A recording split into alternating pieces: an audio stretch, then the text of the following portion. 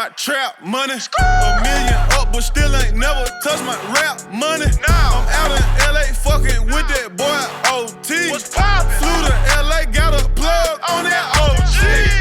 You know I been getting money if you know me. You know that. When I first met my plug, I told him I piss 100 G. What? I ain't coming to get it unless you got 100 P. 100. I don't want it, fuck it. Fuck it. Your price, you need to cut it. Nah. Your ice, you need to tuck it. She fuck with me, she lucky. Yeah. $500,000, all 20s in that Gucci luggage. Let's skip the small talk. Hey. It's time to talk numbers. Hey. Young nigga playing with commas. Might go get a land for the summer. I been out here in these streets all my life hustling. My nigga beefing, then I'm beefing wrong or right, I'm busting. My trap house, I love it. Put some forges on my old school and I had to cut it. But should I put a roof in it? Cut it. That wasn't supposed to go back up. Hey, man. What up? What up? You're getting there. I'm getting there. You're getting there. What Nori say? I'm learning on the job, and I'm doing good at it. Realest podcast ever, episode 178. It's your boy C Diddy. Is it 178? Yes. Okay. Again. Okay. I'm 178. mad. Again. It's the redo. Yeah. This is the rematch. This is the rematch. Fucking Craig and Yo. Debo and his little brother. This is the rematch. I found out today that song is OT Genesis and Young Dolph. Swear to God, I thought it was. I don't know why you clapped. Oh, okay, cool. Okay, cool. I dead ass thought That has now made it to 2015. Yeah. As far as the Negro culture. Yo, like I be like real like in the tuck when it come to music, yo. It's funny because I was saying it, I'm like, yo, what's that new song? They remade the Whitney Houston joint. And she's like, what are you talking about? I was like, it's in the gym. It was playing in the gym. It's like, I want to rock with somebody. Like, it's Whitney up tempo. She was like, okay, that's Jeremiah, and that shit is like 5 years old. And I'm like, no, it's not. It's new. That's one of the new jams. It just dropped. It just dropped. So, like, you bullshit. I went and looked, and it came out in 2017. So I'm like, damn, where foiled again. So then I'm like, it's another new song that I be hearing in the gym. It's French Montana and some Jamaican girl. And she was like, what Jamaican girl? I'm like, I don't know. It's some Jamaican shit with French Montana on it. And it's, it'd be like, I got a new girlfriend. And I'm like, she was like, bro, that shit came out like 9 years ago. I went and looked, that shit came out 15. I was like, where the fuck do I be at? Like, dog. Real life 5-year-old songs. I'm just down hearing this shit. It's like it's a whole new world out here. But it's some Jamaican chick. I heard you got a new girlfriend. You ever heard that? Yes. Yeah. And then French come on with his nonsense at the end. You're right. This fucking lights got me sweating. I do need to fuck with this air. Yo, I told you. I think I'll be joking. These lights is bright, man. Luckily, I have my handy dandy thermostat here, working from the phone.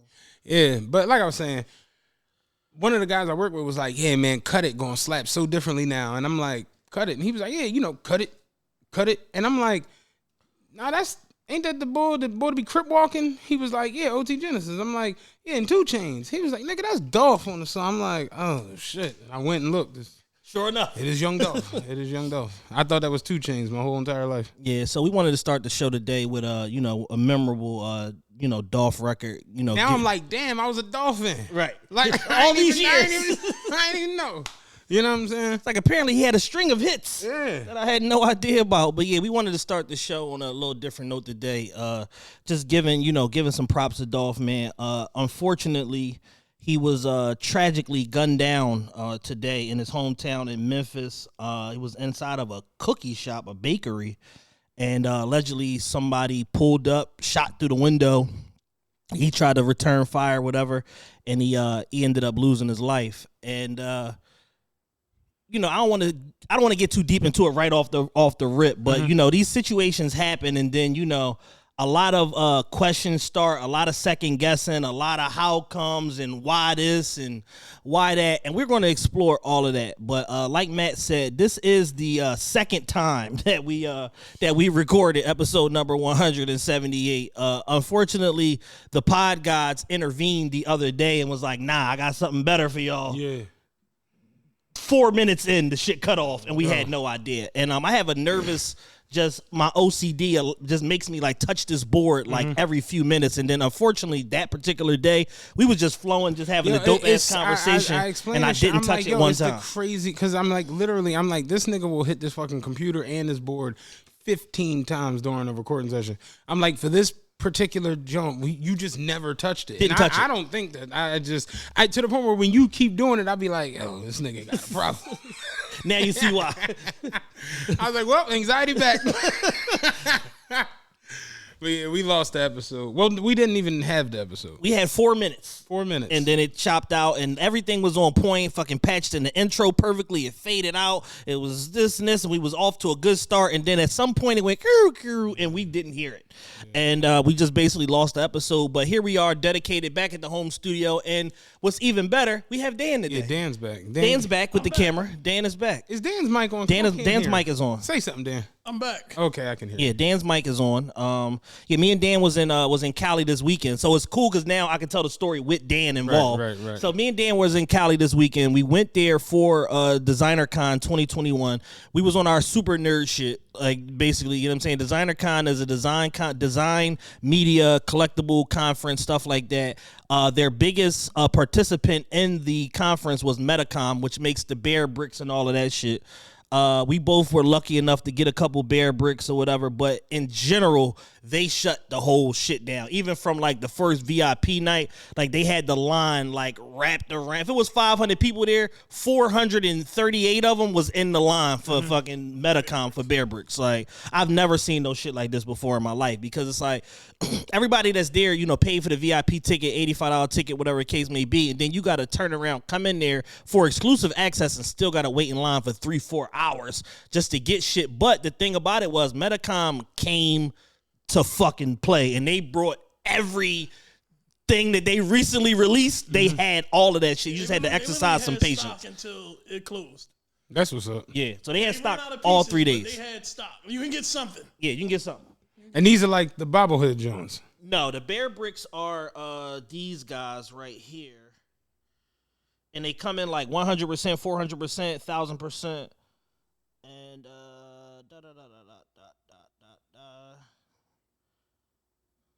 not the cause companions. Me and Dan struck out on some cause companions this weekend too. Niggas was Put them in the cart. Yeah, niggas was taxing out there too. Yeah, I can just look it up. Yeah, Metacom bear brick.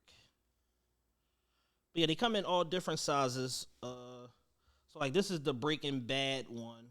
Oh, okay, yeah, I've seen these. Yeah. Okay. So like, you know, these things have become pop art, and you know, people collect them or whatever the case may be. Even like now to where like they've infiltrated the mainstream because of people like Swiss Beats. Yeah, and they're selling them people. at Bloomingdale's. Yeah, I saw them in New York at Bloomingdale's. Yeah, they're selling them on Neiman's. Mr. Porter gets them now, and you know, you kind of like gambling to where it's like, all right, whatever you buy, it's going to be worth what you paid for it. But some are worth 10, 20, 50x, you know, what you pay for them, and those are usually the more limited edition ones, different shit like that. But it's a cool game to be in because it's like usable art. So like they have one that is a collab with Andy Warhol and Jean-Michel Basquiat. They have one with Baccarat.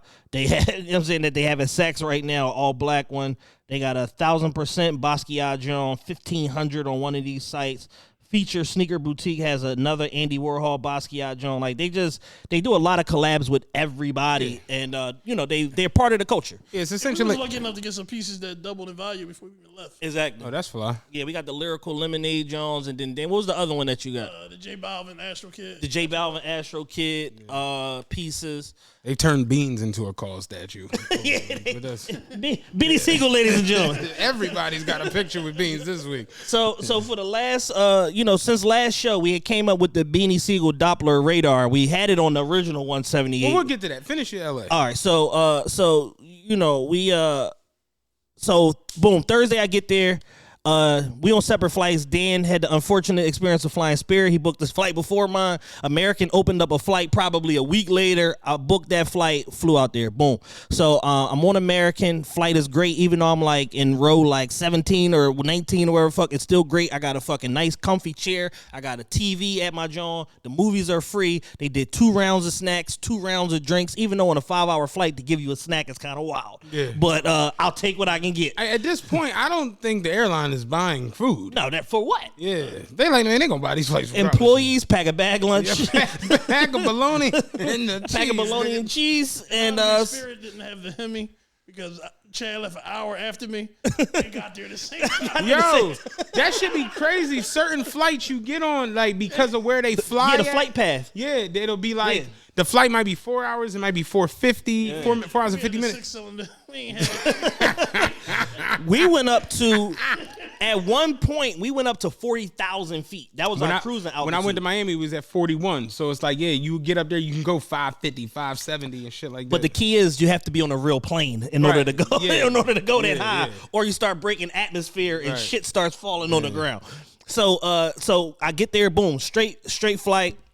No interruptions, nothing. It was smooth. The crew was cool for that flight. Nobody, sometimes you get them overzealous crews and all that shit. Motherfuckers just be, oh yeah, move your seat up and put your tray up and all that bullshit. Like, it was a pretty cool crew. So get there Thursday night, boom. Immediately, like, I gotta get to my rental car, whatever the case may be. You having trouble over there? Need to get to my. You got too much weight falling forward, so you got to tighten up something. So Thursday night, I got to get to my rental car. So I get through the terminal, get my luggage. Boom, I got to get my rental car. I go to get on the Enterprise fucking shuttle to go to Enterprise Exotics, go get my car, get a Range Rover Sport, get right out, and then now I'm driving. So now I'm like, all right, cool. I got to figure out where the fuck my... Tighten what? This? Other side. I gotta get to a rental car place. So I get my car, get on the E-way, boom. I'm heading toward West Hollywood / Beverly Hills or whatever. So I figure out where my hotel is. Boom, go to Mr. Child's, get some takeout, check into the hotel. I'm done for the night. It's a wrap. I done had a cross country flight. I'm done. So I go to CVS, get some little odds and ends, go to fucking Mr. Child's, get my food. The next day, Friday, boom, get up. I go to lunch at Crustaceans. I don't know where Dan was at this point. But I go to lunch at Crustaceans. The shit was amazing. Every single thing that I had was 5-star. Crustaceans is the shit. Crustaceans is amazing. Like, I would literally like go on tour just going to different Crustaceans. That shit is that good. And that was just a lunch service. That wasn't even dinner. So Crustaceans was lit. So I pushed down. I'm leaving Beverly Hills to go to Anaheim at 4:00 on a Friday. Guess who's a dickhead? Yeah. This guy. So Dan is like, yeah, I'm about an hour ahead of you, blah, blah, blah. I'm like, all right, well, where are you at? He like, I'm probably like an hour out. I'm like, all right, well, it's saying I'm 2 hours out, but I feel like I can cheat it.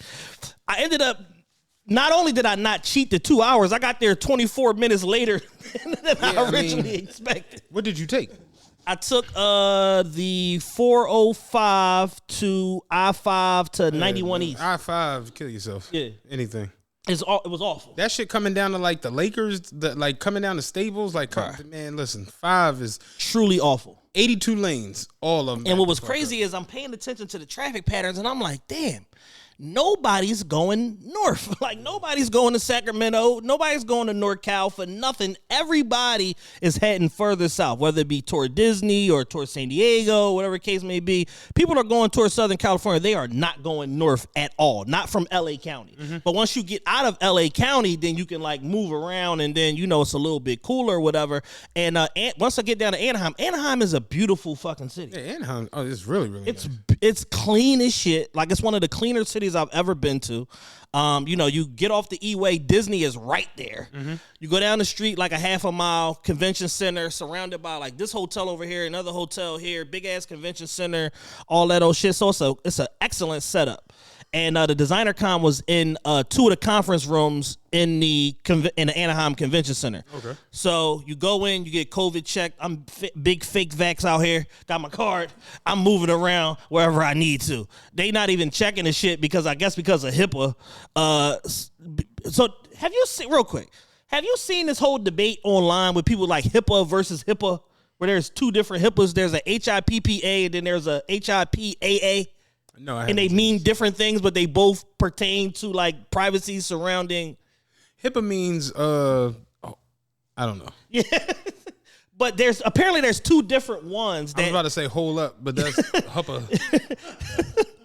Like, but so I guess because what of does HIPAA mean? I don't fucking know.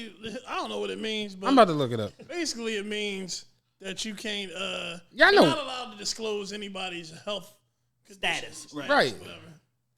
All right, HIPAA is a major No. That's how we're on HIPAA. That's hippocampus. The Health Insurance Portability and Accountability Act. That's the 2 A's. Okay. Then there's what's HIPPA? I think that might be a bowling league. HIPPA.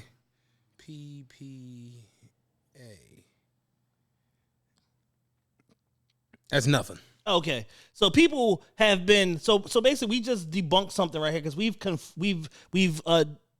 killed a conflated argument where people are like, "Oh no, y'all are confusing HIPAA with HIPAA," and apparently the second HIPAA y'all just made it up, like y'all make up everything else. Yeah. So we just killed that conspiracy killers with TRPE. So we've just killed that completely. That's out of here. So HIPAA HIPAA is the Health Insurance Portability and Accountability Act of 1996. HIPAA HIPPA is simply a typo that people have started to run with. That's what it says, like on the thing. So y'all are dumb. Yeah. Congratulations to that. And unlike us, where we just say we don't know some shit and we go find out. English would typically put two P's together in the middle of a word. Think of oppose or appear. So HIPAA is often spelled wrong. It's HIPAA HIPAA, and that's from Atlantic.net. Okay. Shout out to AtlanticHealth.net organization. Right, whatever they are. World Conference. So I've seen that. So I'm guessing because of HIPAA, they can't go but so far into your information. So it's like, you have proof of vaccination? Cool. You got an ID? Cool. Do these names and date of births match? Go in there and infect everybody. Get in there and get them. Get in there and get niggas sick. Get in there. Speaking of names and date of birth, What's the song? Get in there. Yeah. so Sunday, The wobble. Wobble, baby. Wobble, baby. Wobble, baby. Wobble. Get in there. the person that I went with Sunday, right? She has a picture of somebody's Vax card. I'm about to tell you. And her ID, so here you go. Oh, where's your ID? All right, hold on. Put that in the pocket.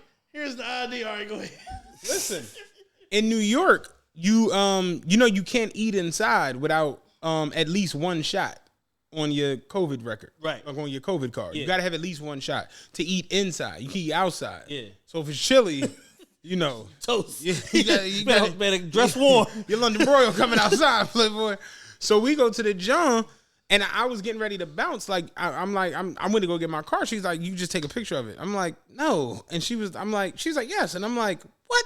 Yo, you get up there, you really just show them a picture on your phone, show them your ID and keep it moving. It's a big fallacy. It's a big, ridiculous mess. It's a big ass fallacy. It's stupid, man. Yo, shoot me that pic of the COVID card, nigga. Like, dog. So that was Friday night. So I get in there, I find Dan. Dan's chilling because Dan got a suitcase full of shit already. Mm-hmm. So Dan's chilling. I start floating around, going here. Oh, Toy Cube over here. They're a reputable company. They got the J Balvin pieces, the other Astro Boys, whatever. Whatever's not here, we can order it for you, this, and this. I fucking order something on the spot. Unlike Black Business, when you order something from them and you get or Travis Scott, when you order something from him and get a shipping tag 94 weeks later, they send it to me right there on the spot. So that was Toy Cube. I got the Lyrical Lemonade Bear Bricks. Went around, got some, what we get, Funko Pops. Yeah, we got the Funko Pops, which apparently that's a crazy hustle because them Jones be on Amazon all the time for like $5 to $7.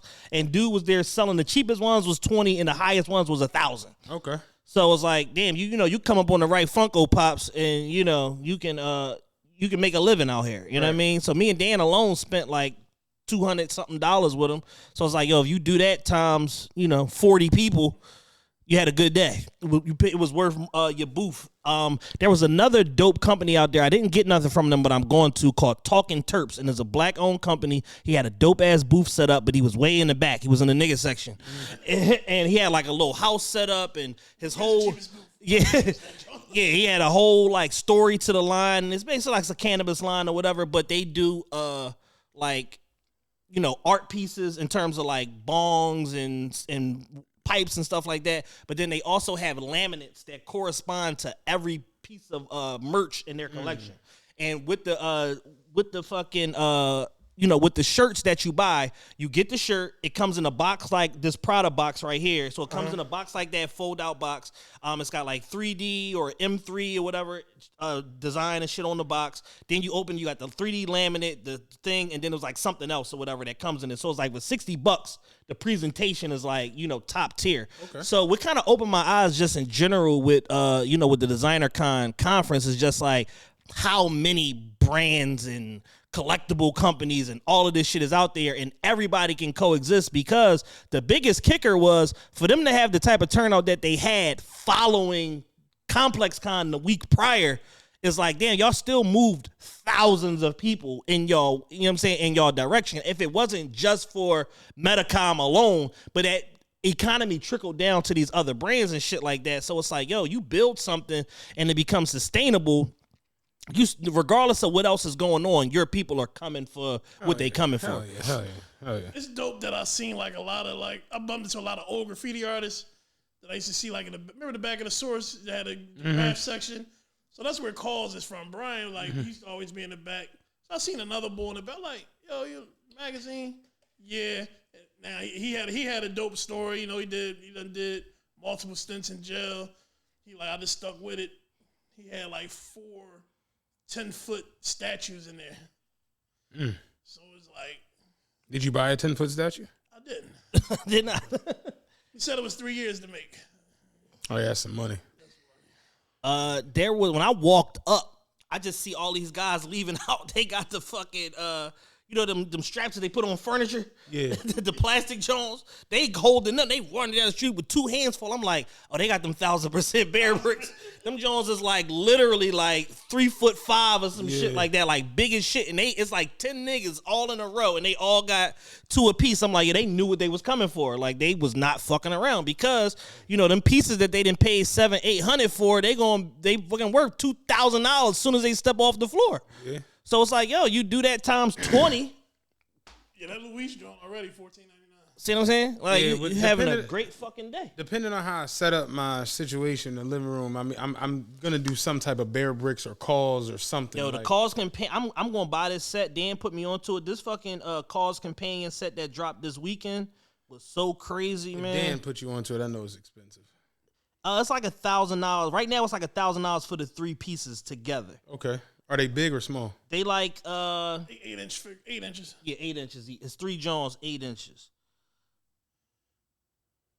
But I was just like, damn. But we literally, that shit sold out while it was in the cart. Like, all right,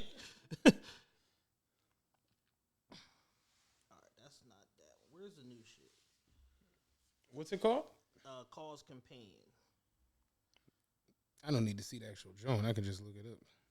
These are the 2021. So basically, the 2021 Jones are those, but flipped over. So instead of face down, they face up. They kind of like this or whatever the case may be. But what was they? How much? What was the retail price for them Jones? It was 7 something maybe.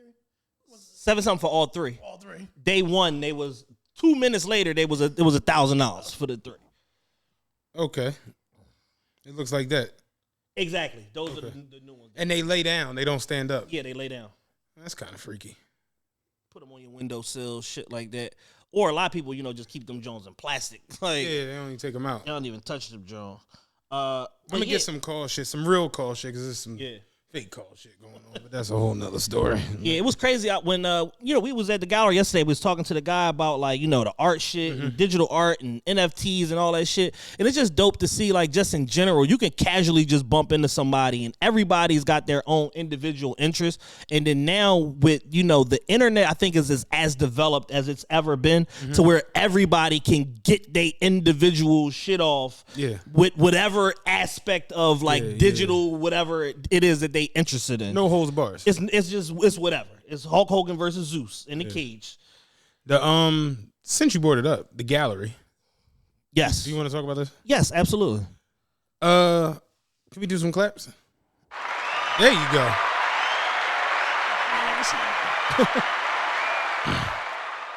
We sold out the show in 4 days. 4 days. Yes, 4 days. We dropped the tickets last Monday at 1:30. And they were going on Friday. Yeah, people were camped out on our Patreon talking about, hey, I've been on here since 6:55 a.m. Yeah. You told me 7. I'm like, why do y'all listen to me? Yo, real Like, shit. I didn't even get up till 10:30. Motherfuckers started hitting me from all the nonsense with the Matt in New York. listen, man. I'm up here ruining my life. Like, yo, why are you calling me? Like, So shout out to y'all, man. We appreciate y'all. We love y'all. We appreciate the support. The whole TRP nation in general, but our Patreon audience really don't fuck around and don't play about us. They don't play. And we sold 150 tickets the first day. At that point, the sellout was like a formality. Yeah, like it just was what it was. But we did a hard cap. We told y'all 200 tickets. We wasn't playing. We even accommodated people by pushing more tickets to $75 tier because of mix-ups and all that, Eventbrite delays and everything like that. So there was more than enough time because the tickets didn't sell out till Friday early evening. People had more than enough time to go and grab tickets and all that if they really wanted to go. So with that being said, the show was sold out. We have another show that is already locked and loaded. Yes. We're going to be announcing it probably before Thanksgiving. I think this is the announcement. Okay. The soft announcement. Yeah, tell him about the job. But I can't tell them the venue and all of that shit because the marketing is not done. Right.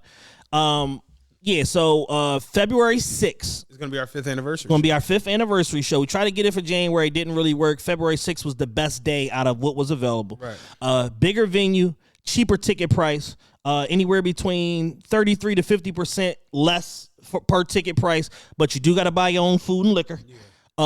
And you got to buy your own merch. But with that being said, the whole everything of where we're going to put this together is going to be really dope. We're going to include a lot of different people from not a lot, a few select people from our journey, from beginning to now to present, that we're going to include in this show the same way we included Mona for the VIP show. We're going to have some other cast of characters, some accomplished people that have, are super dope in their own right, and we want to share our platform with them. I really just want to get BF on stage, and I went throwing a dashiki. Like, so Hitler was right. Yeah. Let's start from there. Yeah. Like how, like Rory, I was telling Dan earlier, like Rory and Maul, you like bitches love going to the European wax center, like that. Like that's what I want to do. Yeah, kind of like do some shock jock shit, like how Rory and Maul, like if you ever watch they show, like they just start like mid conversation. It's no intro, it's no beginning. It's like, so tell me about the bitch that ate peanut butter off your nuts, and it's just like, wait, what? Huh? What's going on here? And it just goes right into the fucking conversation. They trim the fat. They just get right with the shits. So shout out to BF and like I mentioned KHA who was on the Patreon. Yeah. To see the old niggas going to the classes at the YMCA to learn how to operate the computer, man. To see them, getting on the Patreon. There's no excuse for you millennials with your telephone devices. It just doesn't make sense at this point. To see the old niggas logging in is dope, man. But yeah, the Patreon and the numbers are going up again. You know what I'm saying? Like y'all acting like y'all want this $1,000, man. The reality of it is, and even with the tickets for the 5th anniversary show, Patreon's gonna get first dibs. Yes. So pre-sale will go to Patreon first. Pre-sale, there'll probably be like 75 VIP tickets where there'll actually be like reserved seating. Yeah. You know what I'm saying? They get first dibs on that. First dibs. So it's get on the Patreon. You clearly have seen it now. Like, yo, you've seen that these people don't fuck around. Yeah, they not playing. And our Patreon audience are, they're getting the credit advice, they're getting the life resources, they're getting, direct access to us and our network and all of that. And because of that, and what they already were coming to the table with, niggas is up from the Patreon. Yeah. Like motherfuckers didn't pull all types of different credit referrals and different stuff from us. They didn't build their credit profiles up. Motherfuckers got new cars, 2022s. Niggas got cribs. Like we didn't pair people with credit specialists and all kind of shit. Like people I can't stand is hitting me like, yo, man, you changed my life. I know you hate me. I know you hate me, but you changed my life. So with that being said, it's a nominal fee to pay for the access to all the information and all of the resources that that are on our Patreon. So with that being said, slide to the Patreon, patreon.com/official TRPE. Also, fuck with the website for all the back catalog and all of that. We're building a content library. We have over, between Patreon and our regular fee, we have over 250 episodes of the Realest podcast ever. Can you believe that? Many? Yeah. You got 70 or so. Shit. On the Patreon, and then you got another one. This is 178. There's part 2s. There's live shows. There's this and this on the regular feed. So you're talking about you're hovering right around 250 shows that we've done, which over 5 years, it evened itself out. Yeah. That equals out to 50 a year. Yeah, it's crazy. We got it together at the end. We just had to do weeks with 4 or 5 shows to make up for the weeks when we didn't do jack shit. The months that we didn't do shit. Yeah, that too. That's cool though. Yeah, so we've made it up, man, and this show 200 seats sold out in 4 days. Y'all are awesome as shit. We got the venue. All of it is done. We just gotta do all of our marketing and everything together. Yes. February 6th live show. That's a Sunday. It's a Sunday. It's earlier show because it's a Sunday. Niggas gotta work and shit. But it's still. It's literally the perfect Sunday. Ain't no NBA All-Star. Ain't no Super Bowl. Ain't no football. Ain't none of that shit. There's no interruption, no reason why. If you fuck cold, with us, ain't no hoes on the track. Yes. Unless you're up Old York Road, then that's a whole different story. They work 24/7. You got a different life. You got a different. You hanging up there. I be passing through there and I just lock my doors. Yeah. I be like, this shit's scary. I didn't know that shit was really like that. Like, really it's going down. Yeah, it's wild. It's going down right there by the furniture store, the Philly's hottest club. By the furniture store. You didn't know that there's a nightclub in Philly that's a furniture store? No, I didn't. Oh, so okay. Learning with TRPE. So yeah, roughly about probably about a year ago, promoter from Philly located a venue and basically it was like a kind of like a Puerto Rican after hour or whatever.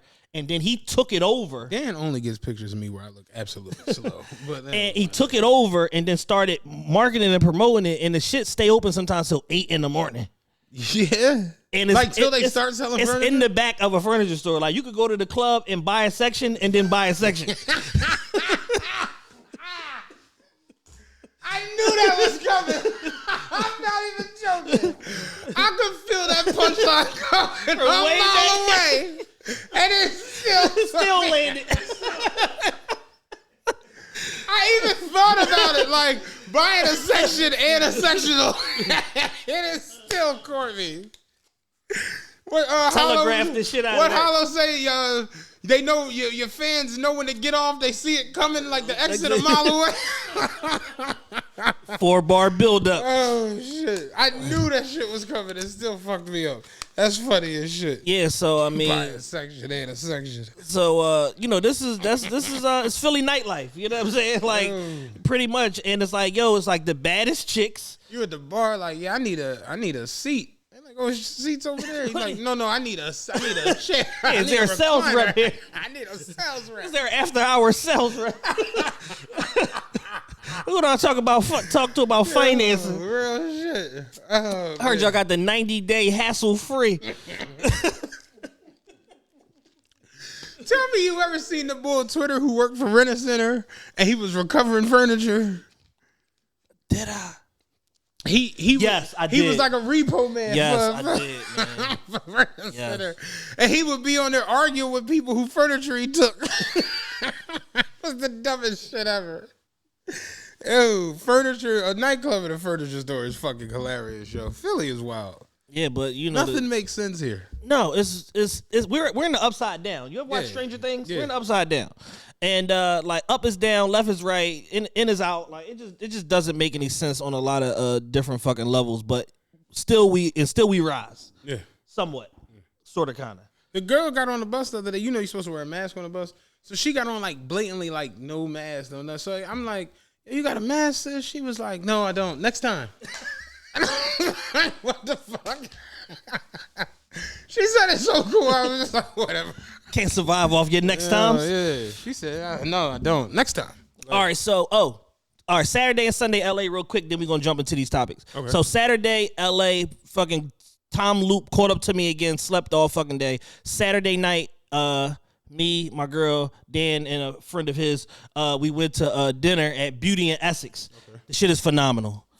Food was great. Everything was great. I had ceviche for the first time. The shit was phenomenal. Dan is allergic to seafood, so he couldn't try it. I thought you were allergic to I'm allergic to shellfish. Ah, okay. So the ceviche just had, what's that fish that we like sometimes? It's, Chilean sea bass. Chilean sea bass. It had Chilean sea bass in it, and it was fucking lit. And it's like, yo, you think that like cold fish is like awful, and it works for somehow, some way. So ceviche was very, very good. But yeah, all of the food was great. It's owned by Tao Group. It's one of those modern restaurants where it's like dinner is like a party and it's you're loud and like a little too much. Get your dick sucked in the bathroom. It's like that whole type of thing. And it was in the alleyway. Yeah, literally in an alleyway. It shared an alleyway with the Dream Hotel or whatever the hotel that was. And then they had a rooftop bar, and then they were regulating who could come in the restaurant because they thought that people were trying to sneak past to get in the rooftop lounge into the club. So that shit was interesting. You said the Dream was like the trap. Oh, the Dream is the trap. Okay. It ain't it is the trap.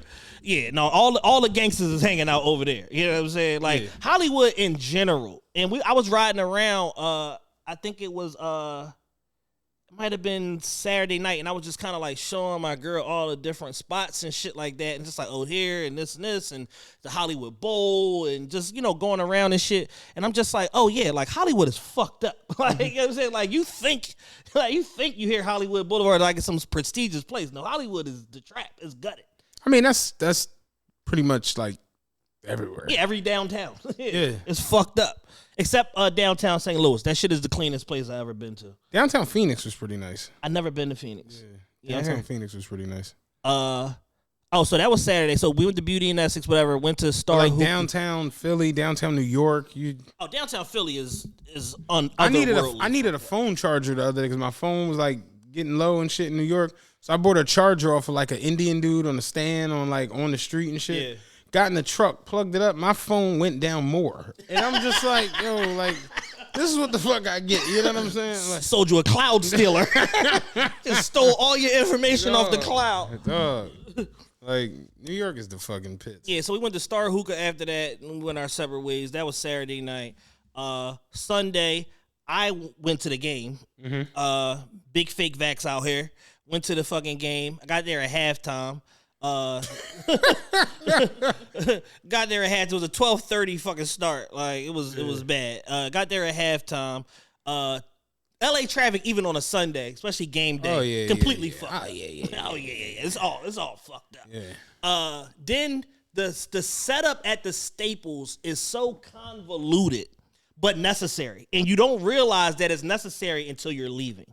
Because when you're leaving, you get right the fuck out of there. It ain't like it's parking decks, but it's like a ground level, and then it's like underground parking decks or whatever. But because of the setup, it's single file. People know how to merge. They know how to fucking drive because these are professional drivers. They on horrible highways all day, every day, and you get the fuck out of there in 7 minutes. Like, and you would think at an arena with 20,000 people there, it wasn't sold out, but it was close to 17,000, whatever. However many people there, like you're gonna be in traffic for 2 hours. Yo, get out of there in 7 minutes. Craziest traffic ever, nigga. That shit from Miami, the Heat game, yo, I still can't. Isn't it like one way out, one way in? Dog, we was on Biscayne Boulevard. Me and Marty, shout out Marty. We was granted, we didn't care because we was in a drop Bentley. Yeah. Or whatever. We sat in that traffic, no bullshit, for like almost 2 hours, yo. It was fucking ridiculous. That's how you come with the weed pen. That's what went left the other day. Oh yeah, I was cooked. Oh yeah. Yes, and Wells is to that point to where it's like the next time I go to a Sixers game, I'm getting an Uber or like I told you we going to the game December 5th. I said, yo, we going down that motherfucker at 5:30. You have to. Like, cause you're sitting in traffic for an hour to get in that bitch. Have to. Like, it's nuts. And it's just like, yo. You would think that by this time in our lives that they would have figured out a better way to like. There's no organization. There's Nothing. no traffic flow. It's just there's go no for what rhyme you or know. reason. Sometimes you can sneak out the back exits and go around by the naval yard. Sometimes you can't. Sometimes a cop blocks it off. Sometimes a cop That blocks shit it is off. crazy. Sometimes a smoker is laying there in the street. Like it's just no. It's no system to it, and it's like, yo, y'all running a arena, a 17,000 person arena, like a corner bar. One thing I don't really appreciate, like what you mentioned the other day with the Lakers shit when you was there, like the whole going to get the bands, because they do the same shit here with Philly, but like Charlotte, because we go in Charlotte too. It's like when you come in and show your ticket, they automatically take you out of the line. Oh, you courtside, go over here. Right. Ban you the fuck up. Go ahead about your day. Yeah. You can take this path straight down to the floor. Whereas in Philly, just like LA, it's kind of like you get all the way to your seat, and it's like, oh no, don't sit down, Chief. No. Go ahead back. no, player. Listen. Go back up there so you can get your band. Then you go back up for the band. The boy told me, he was like, oh, go to 110. So you go to 110, you thinking like it's somebody there. The motherfucker at 110 is like, oh no, you need to go to guest services. Then you go to guest services, you get there, and it's like, oh yeah, we've been here with the bands the whole time, even though we don't tell nobody. That shit is crazy. Even though nobody directed you to me when you Even came though in. nobody directs you to guest services. This shit is crazy. Shit is a joke. Yeah. I'm dying. Yeah, you all right over there? Mm-hmm. Oh. So real quick, my guest services story. So I come in, I'm at 112. Big fake vax, ID. Come on in, my man. Band me up. Mm-hmm. As far as the COVID check, get me in. Scan my ticket. I got 2 tickets. Boom, boom. I go right in. I go to where my seat is at 119 because it's already halftime. I'm trying to sit the fuck down, order some food before they stop fucking serving food courtside, and enjoy the rest of this game. I'm not getting up. So, prance my happy ass over to 119. Hey, what's up? Oh, yeah, no, bro, you got to go get a VIP band. He's super nice and happy about it. He's like, yeah, oh, no, you got to go get a band, bro. You know what I'm saying? You courtside. You know what I'm saying? You got to get a band. Where's the band?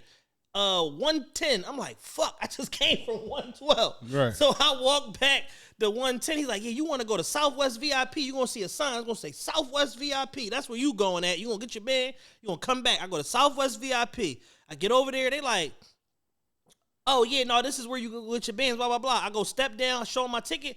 Oh, man, we don't have that band. Excuse me? Oh, yeah, no, we don't have that band. Ew. Luckily, some nice woman, older black lady, like somebody could be one of our moms or aunts or whatever, she steps up, she's like, where you going, baby? I'm like, oh, I got to go. I'm at 119 row B. She's like, oh, I'll take you to get your band. Come on, you got to go with me. You got to go to guest services. So we leave Southwest VIP. We go to guest services. I go over there. I'm like, oh, yeah, cool, whatever. We get our bands and shit. I'm like, all right, cool. Now where I go? Do I go through like some secret portal in the ground and then I end up courtside? No. You got to go back to 119. I got to go back to 119. You got to go back to 119. So what I do, I take my happy ass back to 119. Right. Happy ass boy. Hey, man, what's up, man? Glad you made it back. Hold on. I got to hold y'all to the next time out. Yeah, you can't. You got to wait for a dead ball. Got to wait for a dead ball. Yeah. Go down to the seat. I'm trying to order food. Fucking old-ass Italian lady ignoring the bullshit out of me. Then when she finally done taking her last couple orders, she was taking orders for all the people in row A. Mm-hmm. She never came to B. We in 2 of the last 3 seats at the end of row B. 19 and 21 was the last seat. We was in 19 and 20. She never stopped, never, hey, y'all need anything, blah, blah, blah. So I finally started, she's like, oh, no, I'm done. I'm like, lady, it's 4 minutes to go in the third quarter. Oh, yeah, no, I'm done. Yeah, I'm trying to watch this game. Then she proceeds to bring the assholes in A 4 more rounds of drinks. I'm like, I'm going to knock this lady the fuck out.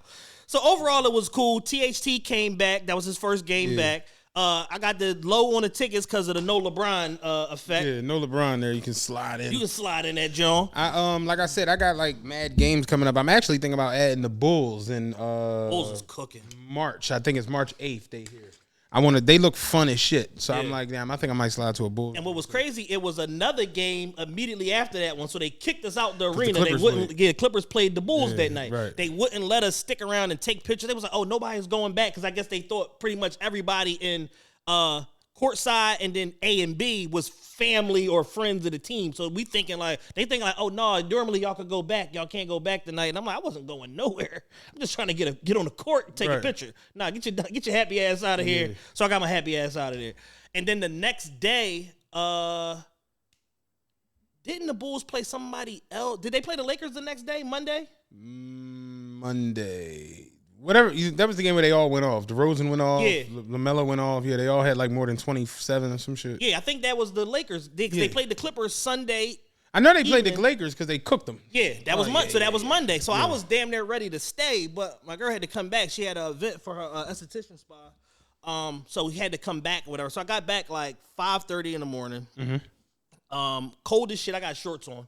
Yeah, you wildin'. Shorts on. I got shorts on with like a flight jacket. It'd be annoying when you like leave from here in the winter and go somewhere nice because you leave. You got on a shearling and fucking thermal pants. Got a North Pole on. Yeah. Then you get there, you hot as fuck. But then when you leave from there, you got on shorts, fucking tank top, and you get back and you're like, what the fuck? Where's my North Pole at? I'm sweatsuit wherever I go. Yeah, I mean, I can just take the top off and rock the t-shirt. Right. I be hot as shit, so I don't know how this whole me buying all these coats is gonna work. You know what I'm saying? Because I be hot. You know what I mean? So, but yeah, the LA shit seemed like it was fun. I would have slid had I not got all this other shit planned coming up. Yeah. So I'm just like, whatever. So LA was a vibe. It was cool. I didn't realize how much I missed LA. Like because it's a dope place, but it's boring as fuck. Like, you have to create your fun. I say the same thing. You definitely gotta have an itinerary. Gotta have our itinerary. I say the same thing about Vegas a little bit in the fact that like outside of poker, I really don't have like a Vegas. Yeah. You know, some people have different Vegases. Like me, if I'm not playing poker, it's just like, what time J-Lo come on the stage? You know, it's just stupid shit. So it's like when I was just in Vegas, Mike Epps was there the same week, and I tried to get tickets to his show. He had a Saturday and a Sunday show. That shit was sold the fuck out, and nobody was reselling their tickets. He was in the theater at the Venetian, which is probably like 1,000 people or some shit like that. Yeah. Like it's a pretty big theater, but he was sold out both days. Nobody didn't resell no tickets. None of that. I was sick because I was like, damn, I want to go to this Mike Epps show. She's like, you're hype as shit. You old ass nigga want to go see Mike Epps. Mike Epps is funny. Epps is hilarious. Yeah, Mike Epps is funny as shit. My girl's 24. She don't give a fuck about Mike Epps. Yeah. She don't know who Mike Epps is. She's like, who? Yeah. So overall, though, no, LA was dope. I'm gonna go back. My little brother Zach lives in LA. He lives in Studio City. He been out there for like 3 or 4 years, and he's a young boy. He like 24 now, but he been out there, for a while, just doing his thing, figuring his way through life. And he's just like, I'm never coming home. I'm like, yes, stay where you are. Yeah, that's the goal, man. Get somewhere. Yeah, stay where the fuck I want to be are. somewhere. Yeah, I don't know where yet. I'm still pretty much resigned to South Beach, but I like the idea of living in Charlotte too because it's metro. And I like Charlotte a lot. You know what I'm saying? Like I'm going down for a week next month. Well, 2 months. Like Charlotte is just it's like it's metro, but then it's suburban. Yeah. And then it's like you can go to the mall and they got all the shit you like, but then you can leave from there and see like greenery. Right. Then you can like drive further out and it's more suburban. Yeah. But it's like, then you got like Lake Wiley, which is right across the border, like the same street. Yeah. Like you can literally go from Charlotte to, Rock Hill, South Carolina, I believe. But you pass Lake Wiley. So it's like, that's where like Alonzo Mourning and all them was living. Yeah. So it's like super duper nice shit over there. It's a cool area. Yeah. Like it's urban, but it's not super urban. Yeah. If that makes any sense. And it's developed. The area itself has developed so much over the last like 10 years where, in Raleigh, Durham, they have because of the presence of Duke being there, they built all these corporate campuses and all of that shit. So it's like, it's job opportunities there for like Fortune 50 companies that people don't even fucking know exist. Like my man, Steve, shout out him. He lives in Greensboro and his town is relatively quiet outside of it's the greatest homecoming on earth. G-Ho. What's that? I'm about to tell you. I know Jules probably listening to this shit, screaming it into the fucking phone. It is Greensboro, North Carolina. What the fuck is the school? Oh, North Carolina A&T.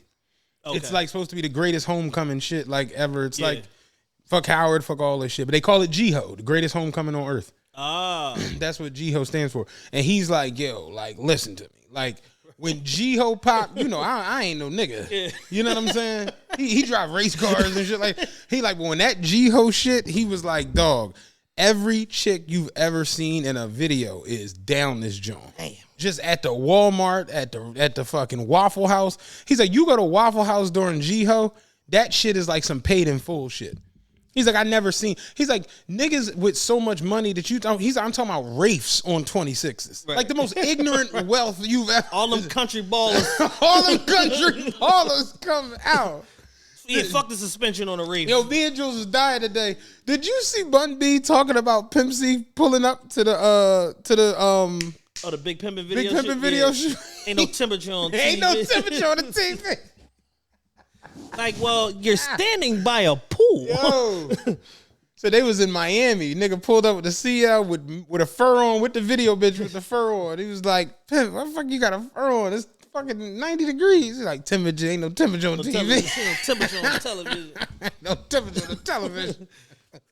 Yeah, but that G-Ho shit, like, it's just like I said, it's super suburban, but then it's not. Yeah. It's like, you know, you still got the clubs and all of that type shit. It's tons of sneaker. And that's the joint we was talking about. There's so many like sneaker, you know, consignment places within that little pocket of North Carolina, right. South Carolina. And I'm just like, you would think for Philly being like a major hub to like the tri-state area, there would be more of it. Yeah. We got like 2. You would think that there would be more opportunity, just period. More commerce, period. In general, right? You would think. But it's really not like that. No, it's not. You go to these other, and you really see how old Philadelphia is when you go to places like Charlotte, like right. Phoenix, like St. Louis. You see all the modern development. You see where shit. Like they got the brand new stadium is literally across the street from like a hotel and City Hall and all. Right. Like this shit is crazy. Like Charlotte.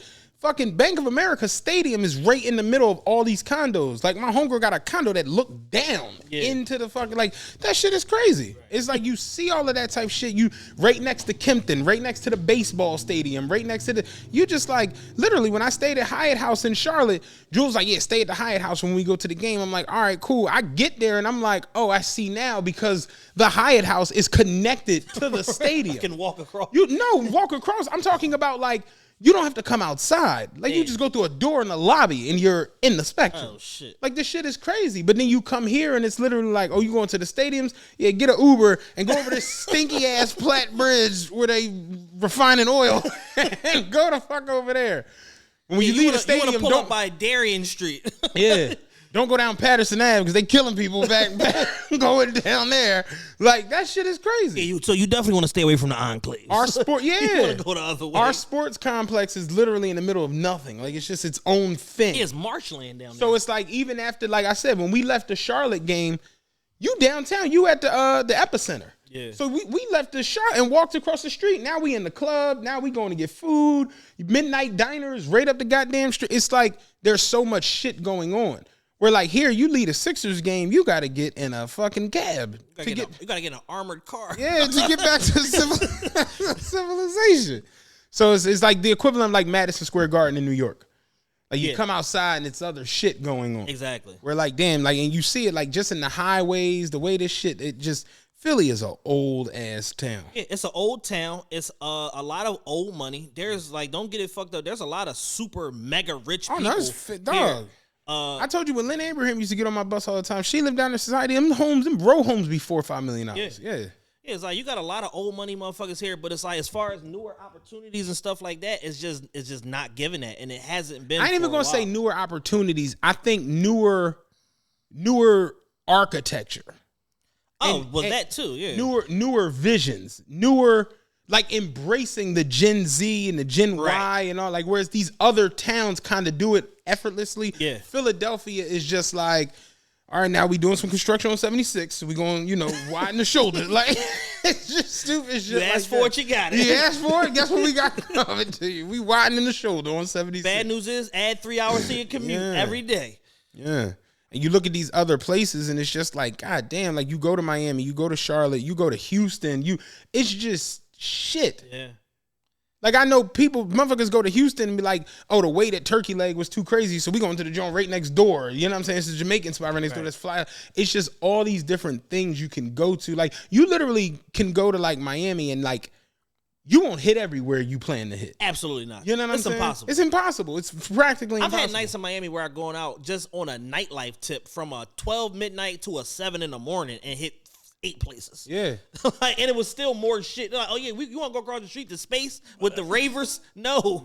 But everyone's gonna end up at Booby Trap. Yeah, at some point. Yo, in the night. we in Charlotte. He like, yo, we was at Stats. That shit was rolling, whatever. He's like, I'm thinking we can go to this other spot. I'm like, nigga, I'm trying to get back to the hotel. It's getting late. But that's just how it is. And it's like, motherfuckers it's a lot of things going on. So Charlotte's definitely a cool place to me. All of that being said, live show, February 6th, 5th anniversary. Not on the Patreon. Get on the Patreon. Mark it on your calendars. And we got some whole other shit. Yes. We're planning on going on tour. Yes. We got like a 6 to 8 city tour, we depending on who have us. We got a lot of inquiries about DC. DC is us, B. We got some inquiries about Miami. Yes. We got some inquiries about Houston. We got several inquiries about Atlanta. Oh yeah, Atlanta. Oh yeah.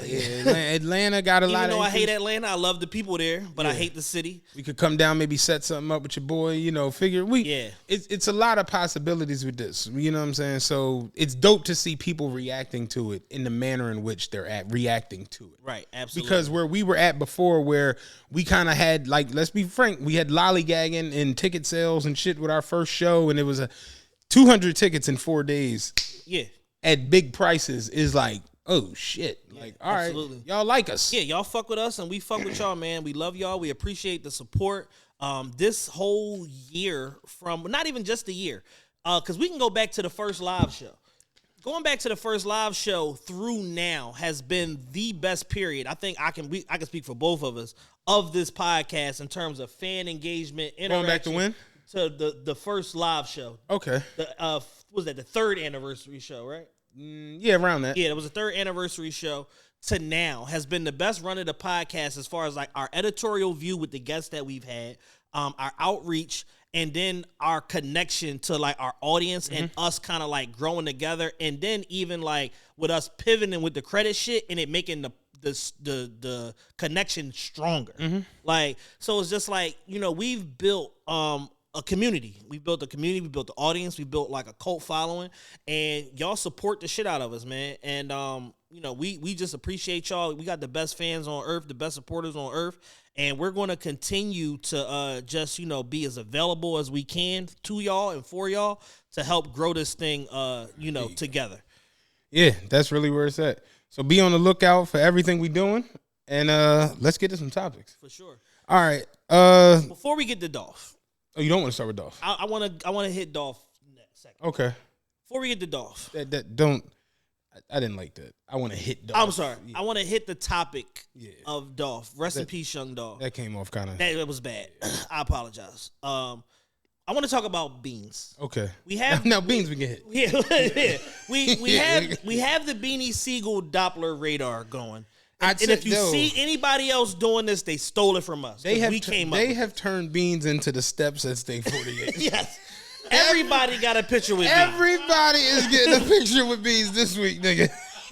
I've taken it upon myself on a personal note that every time I see a picture with Beans, I send it to Dan, I send it to Matt, I send it to Kev, and I be like, vulture circling. They because circling. These captions are very vulture-y. They can't even hide it no more. They can't even hide this shit. Dave V straight said in the caption, let me hold some. Oh, you got 50 nigga, let me hold some. You on a hit television show, David. What show is he on? He on the Wu-Tang Joint. Oh, okay. He playing Method Man. Wow. Yeah. Okay. I never started watching it. It's a good ass show. I heard it's really good. It's excellent. Shout out to Dave East. They gonna milk that shit for. They talk about 50 milking his shit. They gonna milk that shit for 97 seasons. Oh yeah. Now that I see the series finale is next week of BMF, and it's just like we've unpacked nothing. We've got nowhere. We're still in E-course. Dog. Pat still. They still getting their shit. We ain't got River Rouge yet. Dog. Like this shit is wild. I did see the BMF chain break out in the preview. So I'm like, all right, we might get a little. We're gonna get a glimpse. A little glimpse. You know what we getting next season? Gardenia, California. Yeah. Like, we getting BMF Gardenia next fucking season, dog. They had the little white boy Rick cameo with Eminem and shit. We not getting to Atlanta at least till 2020. Atlanta is when Meech come home. Like Meech is gonna play himself in the joint. Raising Lamar. Raising Lamar. They gonna have fucking the Don't You Know No Good spinoff with the Pop. Oh, They gonna have Fuck You Meech starring the Pop and shit. What's the Tyreek episode of Power called? Oh, it's called Power Book 2. Book Ghost. 2, yeah. That's coming back. Yeah, but now it's on Tommy. But Tyreek, I think, is coming back first. No, they about to start the Tommy version of Power. Are they? Because they showed the preview. It's weird, though, because he's not, like, in New York. He's in L.A., right? I thought he was, like, in Chicago or some shit. Well, he can't go to Chicago because they killed Jason. That's what I think it is. Like, I'm pretty sure he's, like, in Chicago. The plug in Chicago? I don't know. He might, At the end when he left, at the end of Power Book 1 when he left, he might be in Denver. They showed us like a Welcome to California sign or some shit like that. but I'm talking about the preview I saw the other day. Power Tommy gets around. Book Tommy. Is that what Book it's called? 4. It's called Force. Yeah, Force starring Joe heads to Chicago in Power Book 4. I know I wasn't tripping. Oh shit. Yeah, he goes to Power. He goes to Chicago. These are some brazen niggas. White niggas included. Like what? Yo, Courtney Kemp don't give a fuck. Oh, they kill connects like it's like Yo, they're gonna be in Hawaii in Book 5. with fucking with luau fucking shirts and shit on. They don't give a fuck on Power. But yeah, where we started was Beans has turned into the steps from. Yeah, I seen Beans with and everybody's wilding right now. Yeah, I seen him with Dave East. I seen him with Lil Meech. Yeah, the Little Meech John is crazy. Because it's like, let's keep it up. Let's keep it tall. Beans was already fading when BMF was like a rap. You know what I'm saying? Like, okay. Like BMF was a rap December of 05. Right. The Becoming was 04. He did the Year and a Day, came home, whatever. Then he put the Solution out. Him and Jay start beefing about the R. Kelly shit. Right. So it was already about to be over. Right. So with that being said, it's just kind of like, well, damn, like, what's the connection between Lil Meech and Beanie Sigel? 50 million. I would say he got 50. He know 50. I was about to sign the 50. You know, 50. Like, I guess. I don't know. 50 boys. The 50 boys. There, we made the connection. So yeah, and it's like, yo, it's like every day I see Beans in some other place with some nice shirt on. Like he had a Gucci shirt on, he had like another nice shirt on, he had an AP on. I said, oh, Beans definitely got that money. I don't know if he got the 50. He didn't get the 50. He got some money. Yeah. He probably got a little. Listen, man, the wire limit is $500K. Yeah. I'm gonna send you the 500. Yeah. Don't spend it all in one place. I could see that. Beans spends it all. Every day. I'm gonna be in Cali for a month. Yeah. You know what I'm saying? How many more than 500,000 can I get? The he did Sunday service with Ye. Yes. I saw that. Yeah. Odd. I saw a few Muslims was upset Well, yeah. because he's Muslim. You churching it up.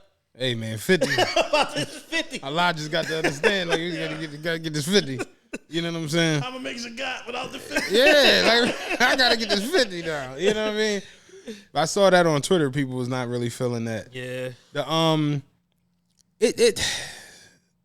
That's a wild situation, man. Cause it's like, now what? Well, the whole thing is that, we've seen a few different videos here. We've seen that Beans had to go on TMZ and basically refute the $50 million number because he put his foot in his mouth because, like we say all the time, old heads don't be understanding the power of the internet. Right. And he didn't realize that this little video at this gutted strip club in South Philly was going to end up impacting the universe and making I thought it was at Chris' house or something. No, that's the second video. I'm saying okay. the first Yeah. video. Yeah. Oh, yeah. He's standing next to, shout out DJ A Boogie. He's standing next to DJ A Boogie talking about Right. 50 million in a club full of niggers with their phones out. Right. Like, you had to know that some enterprising numbskull was going to sell this video to TMZ. Like, Right. you had to notice. And the shit just took the fucking world by storm to the point where he had to go and issue a statement saying, oh, the 50 million ain't based on nothing. I don't want no money from Ye. Because now the vultures are circling and you Right. got to downplay it because niggas think that you really getting 50 million. Right. So even if you getting 5, if niggas think you getting 50, they was going to ask you for 5. Yeah. Now everybody's plan changes. Get the 10? Everybody's plan changes based upon the actuality of what money is netting in your pocket. Right. But like Kanye, you got a wife, you got children, you got, I'm sure, responsibilities, maybe some little tax debt and this. Like, you got shit that you got to do.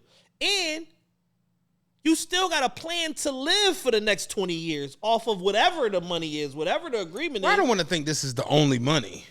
No, but what I'm saying is, even if it's in installments, if you mismanage installment to installment, you end up back in the same position that you started in. I feel bad for Kanye in this situation.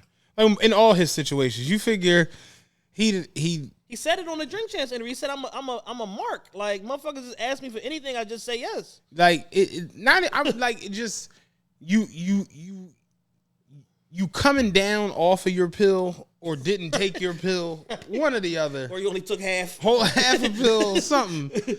And you haul off and mention, I'm trying to give Beans this money, and then somehow it turns into $50 million and 5% of your $1 billion company. Your $3.3 billion company. Now you on the hook for that. Then Jay Princeton beat you up. It's been a rough at Drake week. House. Beat you up at the synagogue. At the synagogue. And took you to Drake House. You see what I'm saying? You gonna make up with champagne pop, bitch ass nigga. Yeah, I was listening to that shit from the Patreon the other day. So Kanye there trying to pray. Jay Prince come in talking about, yeah. Oh, yeah. See, what we have here is a failure to communicate. You gotta get in the truck. We going to the boy Drake house right now. I don't want to go to Drake's house. I want to go to Drake's house. Jay Prince.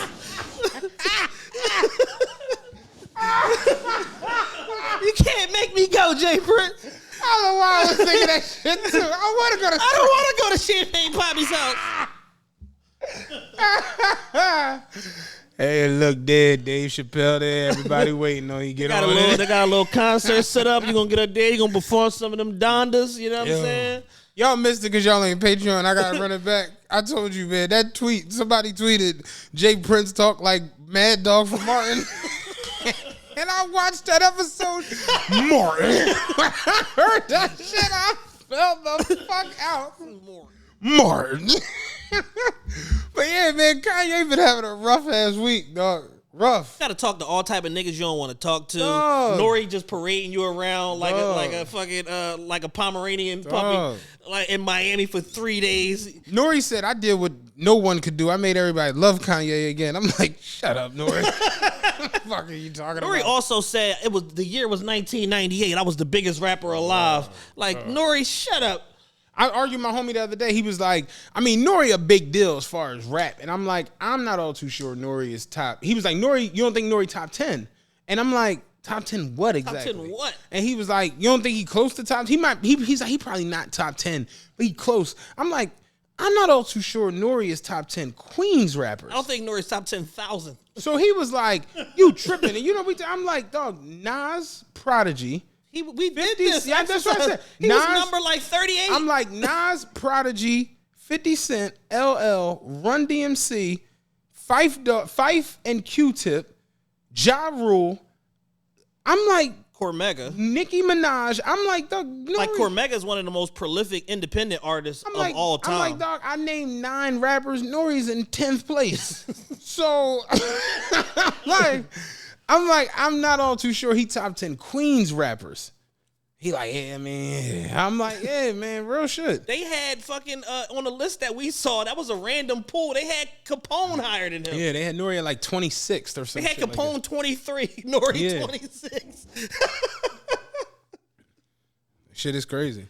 But yeah, the shit with Beans and Ye, it's just like, damn, it puts such a spotlight on these niggas now to where it's like you said, Beans got the AP on.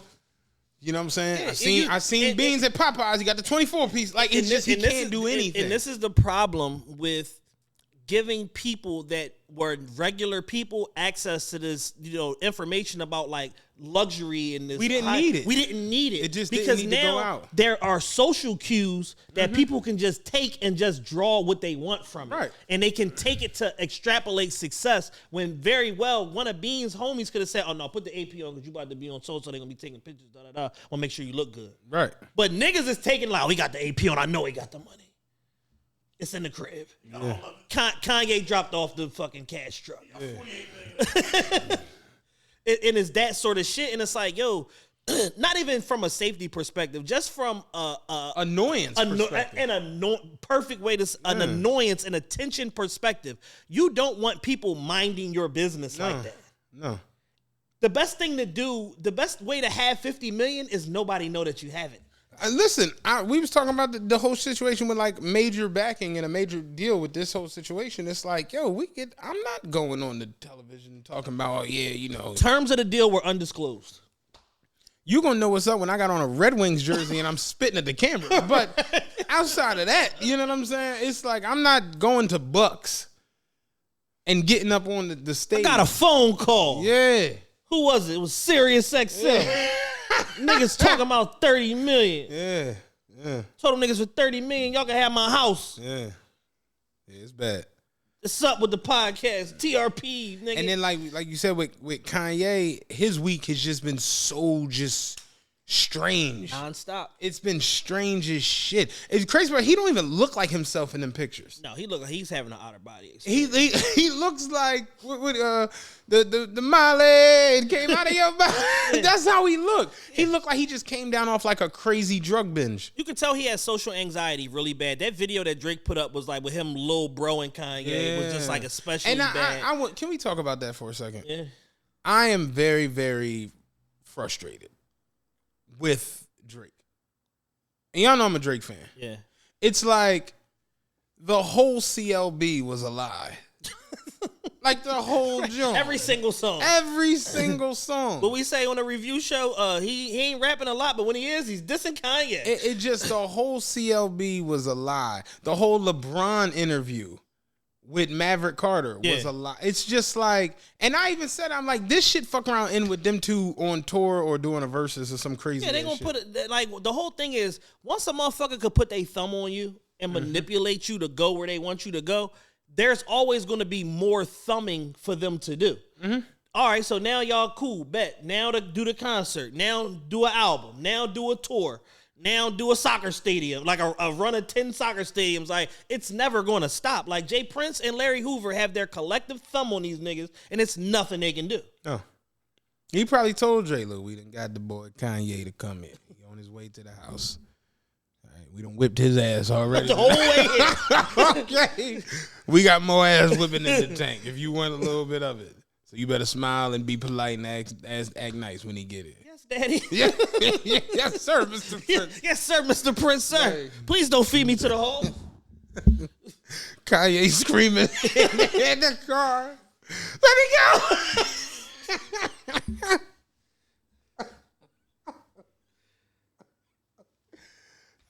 Being a rapper is just rough, yo. It's a hard job, man. It's rough. It seems really rough. Because you're basically being paid to distribute to disseminate all of this like perverse information and exhibit all this perverse behavior just for some nigga that's really about it to put his thumb on you and make you like his bitch in public quietly. Like, not even like no rah, all that shit cool. All them raps is cool. All them Dracos. And Jay Prince, have you noticed his hair? It's ridiculous. It's ridiculous. He got a Beijing helmet on. He looks like Florida. Every time I see him, I'm like, yo, Jay Prince was going bald since the 90s. I'm talking about like Yo MTV Raps. Yeah, I saw a picture. I put a picture of him on my story last night from '87. He was going bald then. Dog, he was going bald. When they first came to Third World, when Scarface had the little leather jacket on, he was going bald then. That nigga, he looks like a microphone.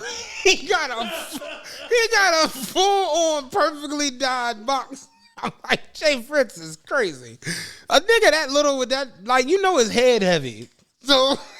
It took him 30 years to start talking. Oh. And he ain't shut up since. And then, I was about to say, I love Prince, but he ain't shut the fuck up. Shut up since. Now, Puffy, Drake is family. Yeah. So you put your hands on my family. You talk just like. That open up for your family to be touched. Now, Puffy. Now, Puffy.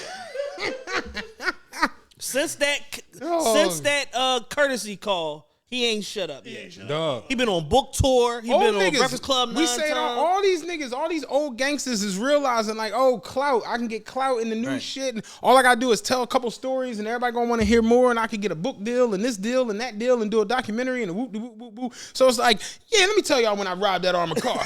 Like that's where this shit is coming. You ever seen Heat? Yeah, they stole that from me. That was my shit. And it's so funny, like.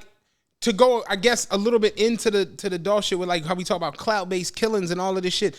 We like chastise the young people for like clout-based violence and clout-based, but the old niggas is they heavily chasing clout. Like the old niggas, they just didn't do it when they was doing it, but now they all like. Y'all don't even know I tied up the nigga who ran Tennessee baby mom. Let me tell y'all, like they doing the same exact shit. Just the statute of limitations is out the window a little bit for the. But even still, it's like you peeped it with Big U. He was like telling what's his name, like knock it off. They on Big Gunna is on Big U. Gunna and Duke from YSL is on Big U podcast with another well-known gangster that I didn't even know he was a gangster until they start talking all this Crip shit, and they making a connection about Shady Park and who the OG was and who brought the Crip shit to Atlanta. And I'm just like, this is not for public consumption. Y'all are a part of a secret organization. Why are y'all displaying all the gang's bylaws on a podcast on World Star? And it's just crazy because it's like you look at these situations like we talked about with Fetty, with Casanova, with GS9. It's like they really bring that Instagram shit into the courtroom. Yeah. Yeah. Exhibit A through F is your Instagram. Yeah. That shit happened to my homie. They fucking he put a motion in to try to get some of his charges dismissed, and part of their exculpatory evidence was his Instagram. Man. Motion denied on this so-and-so Instagram post on this day at this time. Like, I couldn't believe that shit. That shit is a real thing. Like, so for people to think like, oh, social media and all that ain't real life, no, it will catch a charge. It will be. I mean, everything is admissible. It became real life when y'all got real on it. When y'all started bringing real life to social media. When y'all have a disagreement with somebody and go on social media. When y'all break up with your boyfriend and I see people that like, dog, grown ass people make I'm single posts. Yes. Y'all ain't gonna believe this. I'm out here. You know what I'm saying? 6 likes. Nobody looking for you. Ain't nobody looking for you. I think somebody the other day, SP, what's his name, was like, y'all be telling family and dark ass secrets for 13 likes. I'm like, yeah, real shit. Yeah. Just hitting the timeline with any fucking thing you go through, any little nonsense. Now, let me tell y'all about my little sister, this little stink pussy bitch. She did it. It just be like, dog, we didn't need to know this. And we don't empathize or sympathize. What's her ad name? No, I'm gonna go look at it. What's her ad name? When you say the pussy stink, how stinky is it? How stinky is it? Is it like a proverbial stink or like an actual stink? Like, do she stink or do she stank? Yeah, is she like a little nasty? We say she a nasty hoe. Like, is she like first date dick suck? Like, what do you like? I'm trying to understand something. I'm writing a research paper. Yeah. So what's the ad name again? So shout out. You know what you just made me think about when you said I'm writing a research paper? We got like dispatchers in my job who ain't the brightest, and one of them I was like, yo, you what runs you got open tomorrow? This is a couple weeks. I'm like, what runs you got open tomorrow? He's like, oh, what you trying to do some overtime? Like, no, I'm doing a book report on open runs, and I need the big bibliography. I need to like, what the fuck do you think? You made me think about that. But where were we at? So shout out to Beans. Shout out Kanye and Drake, I guess. I just it's weird. It's a circus. Like you said it best. It's a fucking circus. Yes. It's nonsense. It's like to see all of that shit on CLB. You friends ain't no friends, ain't no kin of me. My brothers ain't Fuck no debating who the GOAT. Better not make this shit about the sum all I know. You better not make this shit about the numbers all I know. Better find you someone else to play with all that smoke, nigga. And all them with tweets and all them jokes. And all the type of time to be playing with you folk. I had a Richard Pryor to these niggas. That's a joke. I'm really down to die for all behind the these shit verses in my notes. Like all of that shit. It was a lie. All of that He shit. lied. Fuck evaluation. Show me some personal funds. Yeah. It's the pretty boys versus the petty boys. I sold that already. Got a whole new set of toys. Like it was like, just to nice lines. Yeah. Oh no, I wasn't talking about Kanye. It got so ridiculous that the singing songs, I'm like, is he coming in? Who was high up dancing all night? Was it Kanye? Like, dog. It's like all of that shit just to turn around. Nigga been alluding to the fact that he fucked his wife for 3 years. Yeah. So who was he saying he wanted to punch in the face? Was that Pusha T? Okay. Yeah, that was the shot. He said he wanted to push in the face. And Pusha went on Twitter and wrote, ah ha ha ha ha ha for like 4 lines. Ah ha ha ha ha ha. So my whole thing is like, what happens now with Kanye and Pusha? Well, they're business, they're friends, but their business relationship is severed. Pusha T got a whole new label called Airwave that he launching. Well, he's already kind of like did a soft launch, but he's officially launching now. He about to get distro and announces distribution partner and all that shit. He's done with good music. He ain't the president no more. He ain't been the president for 2 years. So it's like, yeah, they don't have an official capacity of a relationship. Kanye let everybody out of their deals like a year ago. Sean, Pusha, whoever the fuck else he still had on If paperwork. I see Beans in a picture with Drake, then I'm like, all right, this shit has gotten out of hand now. If you see Drake with the SP sweatsuit on, yo, call our Conics brand up, bro. I need some Beans of that in the SP joint shit. with Chris was like, yo, like, let's do some music. Let's do some clothing. And I'm just like, that's over. Absolutely not. Like the State P / Yeezy / Off-White. The State P Donda collection. Yeah, like I'm not interested. yeah, I don't see that popping off. I don't see the State P shit coming back.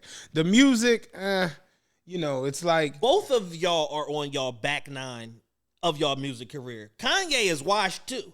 He's just a phenomenal producer, so we acting like he not. Kanye is washed too as an artist. Like the best parts of Donda are not him. No. Not even close. it's the boy Vori. It's Vori, it's Fabio Foreign, it's Lil Yachty, it's fucking Ruga. Like it's not him. I ain't gonna hold you though. Kanye last joint I liked. The Yay. I hated Ye. You didn't like Yay? I hated every song on Ye except one, I think.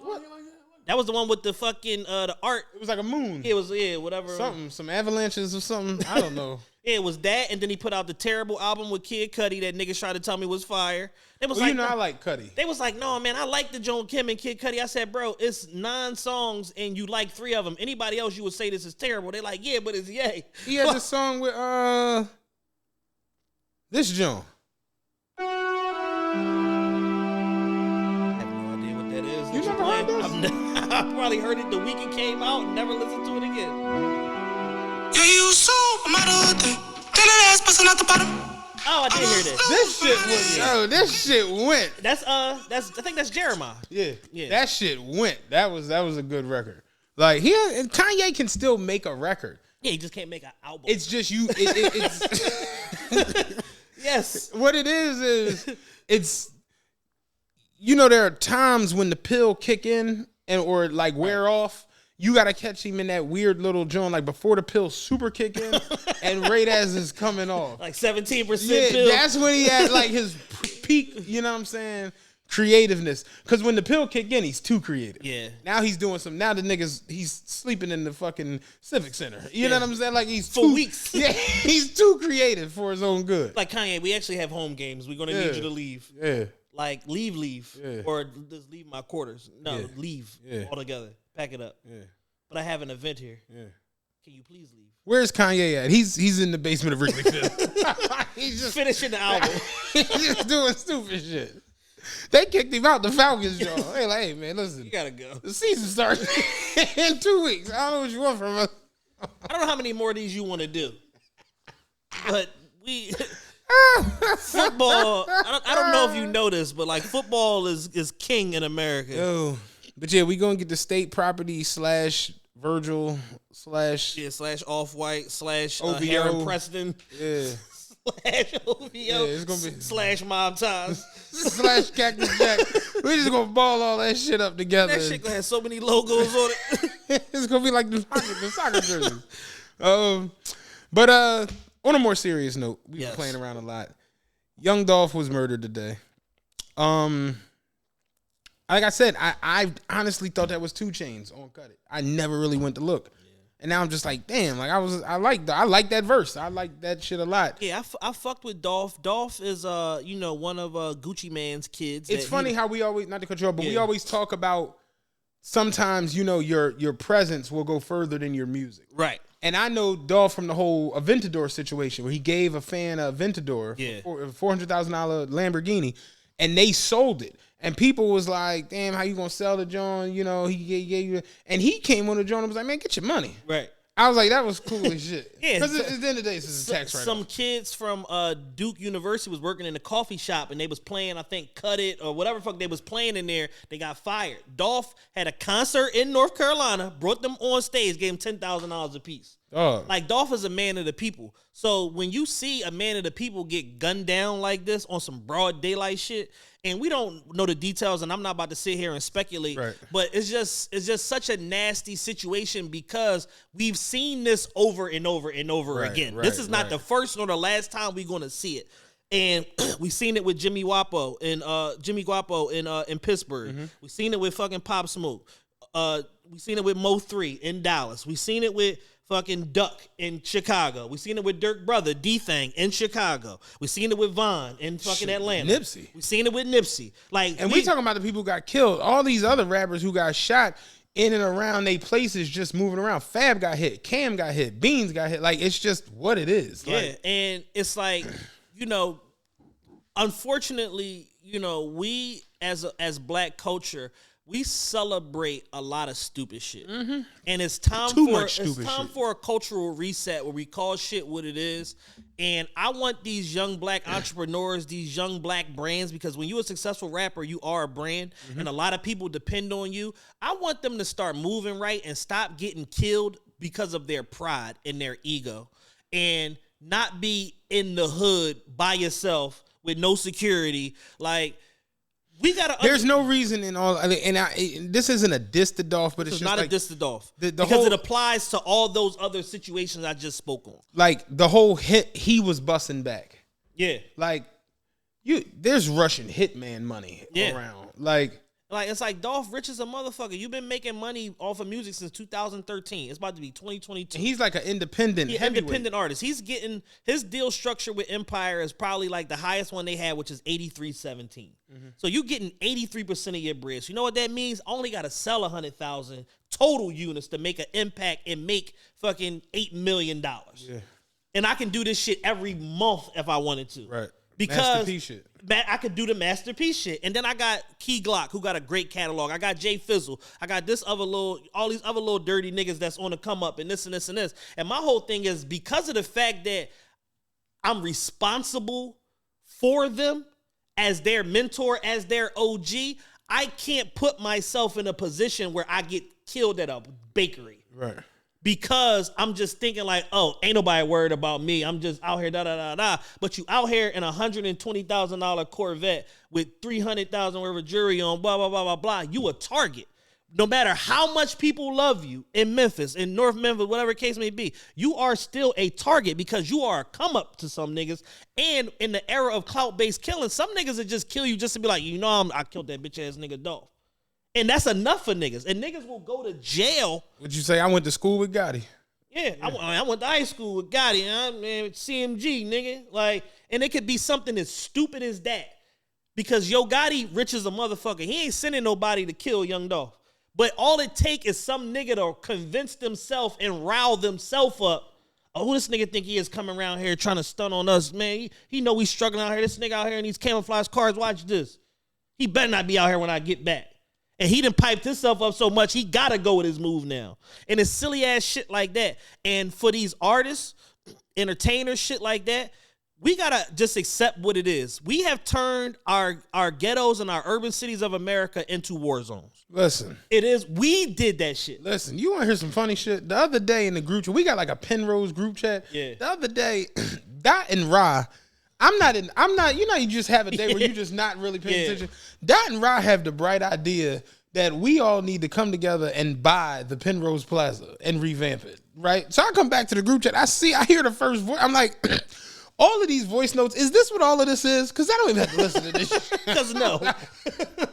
Jules all round up now, like, that shit would actually be kind of fly. I'm like, listen, y'all niggas are freebasing. I'm like, y'all, I don't know if y'all taking blasts today while I was at the gym, but listen, that is out. All right, the Penrose Plaza is done.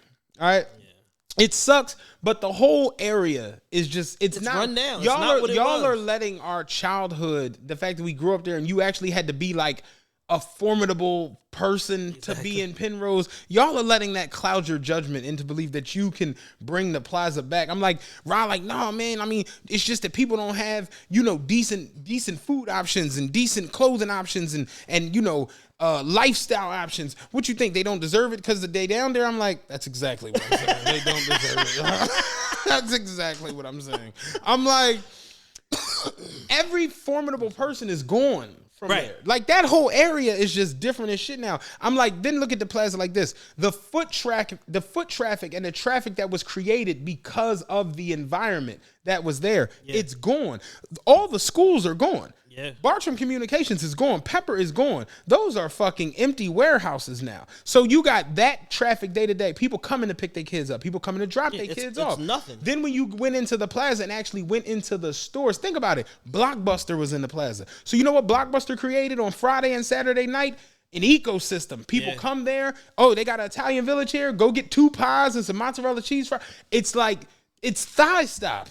Yeah. You go in the Thigh Stop, they blasting Expensive Pain on the fucking loudspeaker in the Thigh Stop. The little girl she's sitting on the counter with a Milano hoodie on, scrolling Instagram. Oh, you need something? Nah, don't worry about this. I'm gonna just make my own shit. Yeah, I'm gonna just drop my own wings in this joint. I'm like, y'all are tripping. And then at that, I told you somebody got killed in the Wendy's drive-thru. Yeah. Waiting for the Baconator. I'm like, the whole demographic is just down. So I'm like, y'all are tripping. Ron like, no, but that's why we could get it, bring it back. We could do like Nip did. I'm like, Nip got killed in front of his plaza. Y'all are tripping right now. Yeah, you're leaving that part out. I'm like, and Nip, like, keep it funky. Nip was rich as shit. Big ass Puma deal with Jay-Z. Nip should have been in the hills of Beverly, far away from that. But he loved his people so much. Like, it was to his detriment. That's just what it is. And it's like, I'm like, y'all are bugging. You know what I'm saying? Yeah, absolutely not. Like, so the Penrose Plaza has so many opportunities to come back.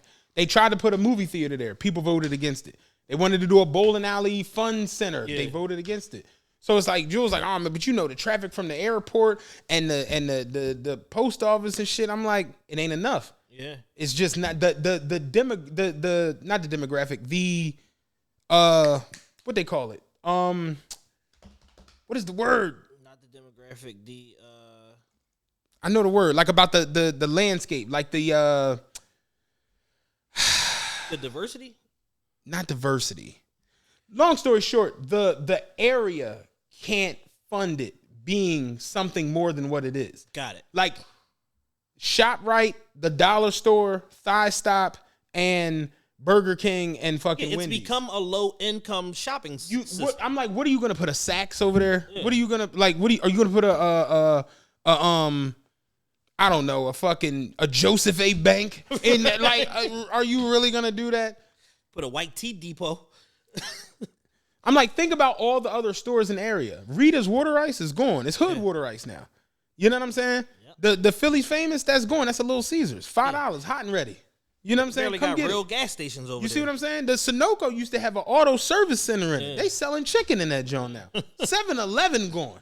They selling edible panties and hookah in the 7-Eleven.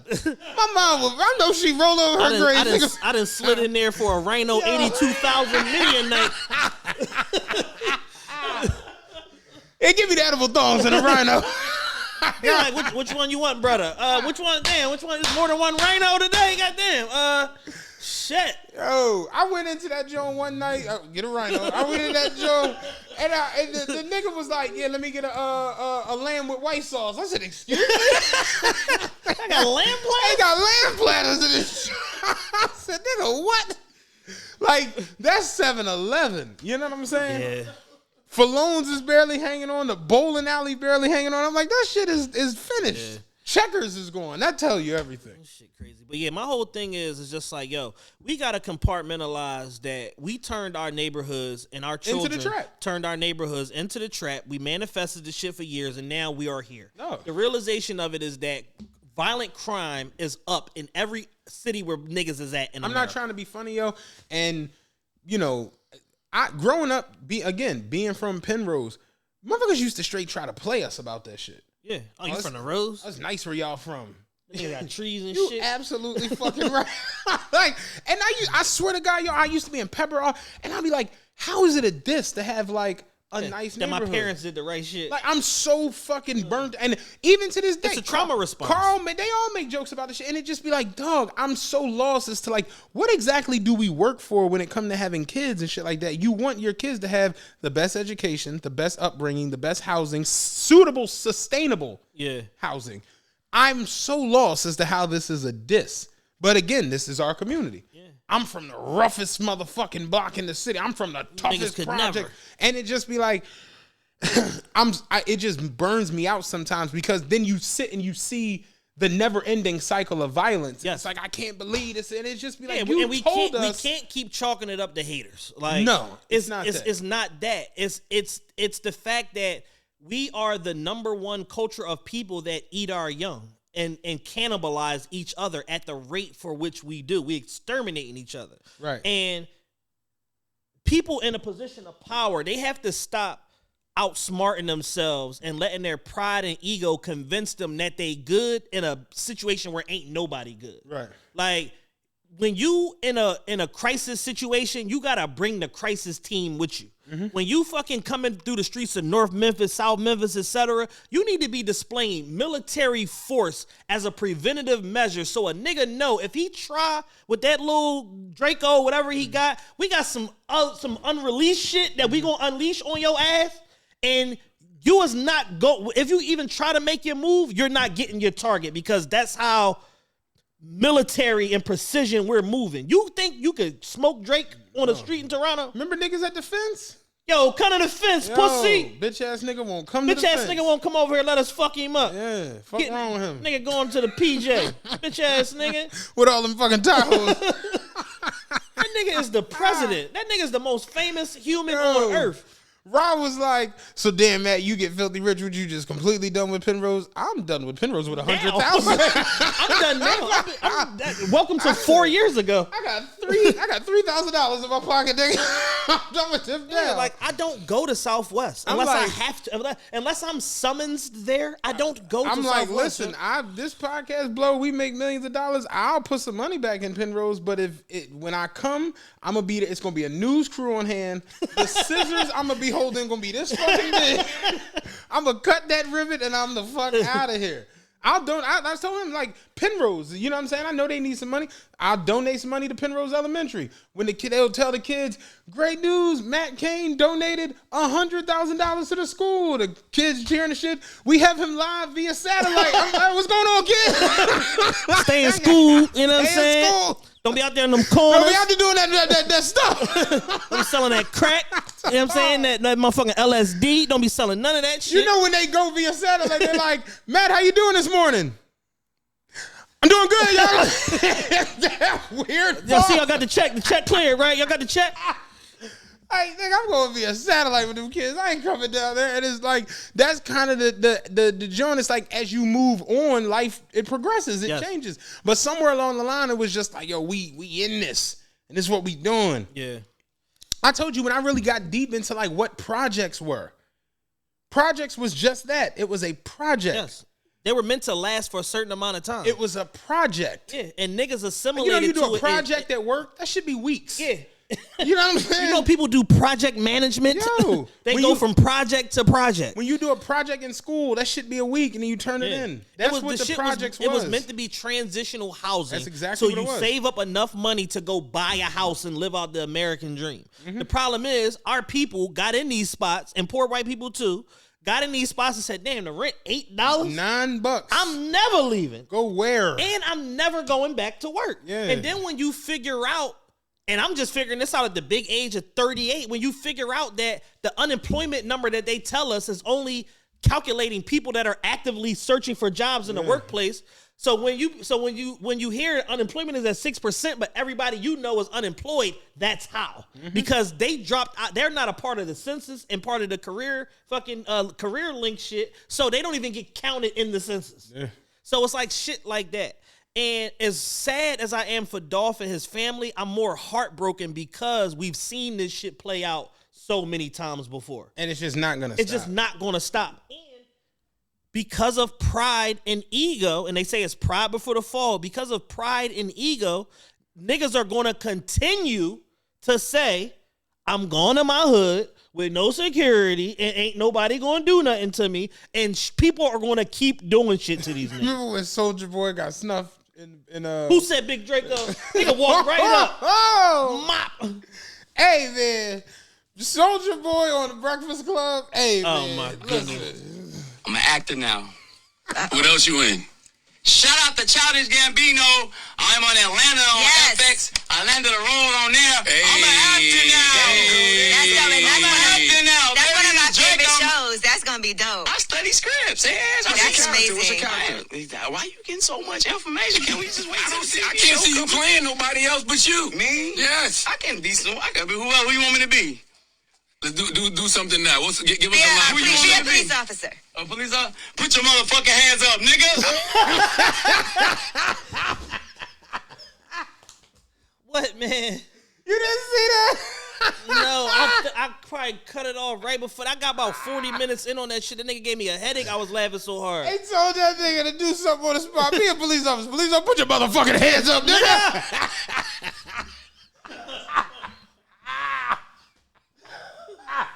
I laughed off of that shit, no bullshit, for like 40 minutes. Good old Soulja. I'm like, Soulja crazy as shit.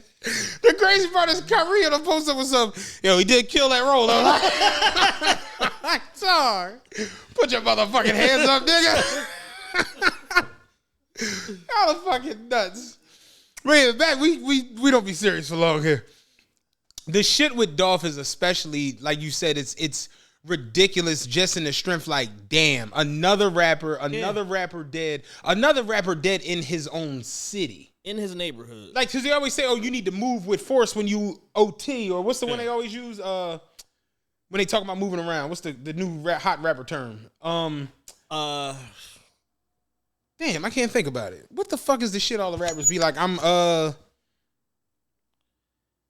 OT. I just said it. When you're out OT. Yeah, when you OT. Like, when you OT, it's like, oh, you know, you need to. Yeah, you bring all the homies. And it don't even be OT. Yeah, that's why Meek had 64 chases with him on tour for about 5 years. All them niggas at home now. Yeah. It's just, it's sad because it's just like, damn, like, he had a super duper fan base. He knew what he was doing as far as the independent hustle. And he had a $40-50 million company. Yeah. You know what I'm saying? That you the CEO of, you the star artist or whatever. You was developing all these other artists. And you know, I booked Dolph before I talked to his business partner and shit like that. I know they're gonna keep it going, but on the same token, it's just like, God damn, like, why we had to lose Dolph in the process for niggas to relearn a lesson that we learn every year. Every year. Every year we gotta relearn this lesson. As rap fans, we learn this shit every year. Stop being so impulsive. Fucking take somebody with you. Make sure you got security, a trailer, like all of this shit that we know already. It just be crazy gotta because relearn. I look back at like our parents' music where it's like, you know, how did the Isley Brothers move around?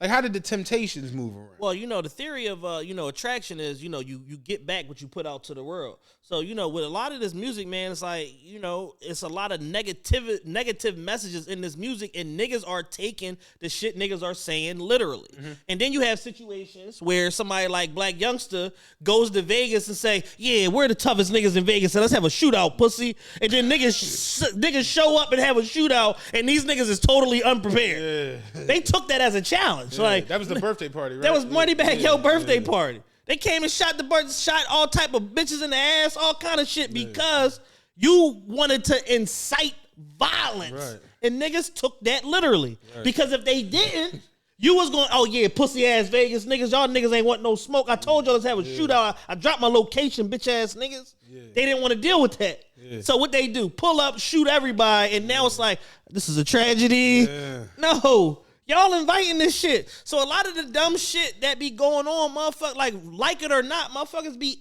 asking for it. I got 2 y'all weirds for the week. Let's roll them. My first y'all weird, Dolph passes away, and now, like every time when somebody dies, the pictures, the it's like It'd be disturbing to watch y'all trying to get the clout off of knowing somebody. Niggas pulled out so many screenshots, them grainy ass photos. Dog. It was like, yo, you don't have the NFT of this. You don't have the original. You don't have the original digital version of this shit. Dog. I see the meme that said, there's a girl in Philly somewhere reposting Young Dolph DMs. Dog, that shit is real. It's like motherfucker die, and I always say bitches start to who was fucking him the hardest Olympics. It's literally like a decathlon.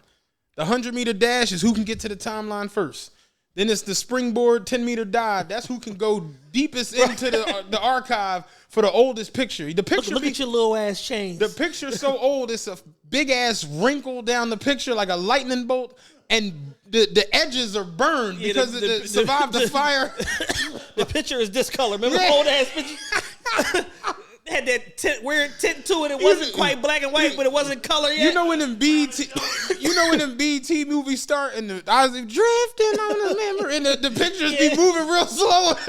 That's how the fuck the pictures be looking. Fucking auburn colored photos and shit. Then it's the javelin. That's who can throw the sharpest disc to the other bitches. It's really like a 10 sport decathlon when a nigga die. And I always say this shit like, yo, listen, God forbid I die during this whole social media. I do not know any of y'all. Even you. Don't get weird on the timeline.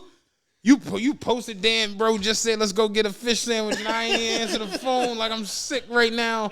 Like, and bro hit me and said he wanted to go to Green Eggs to get a kitchen sink, and I told him I had some running around to do. Now he not here. I'm sick about this shit. It's like, listen, nigga, I'm in heaven, okay?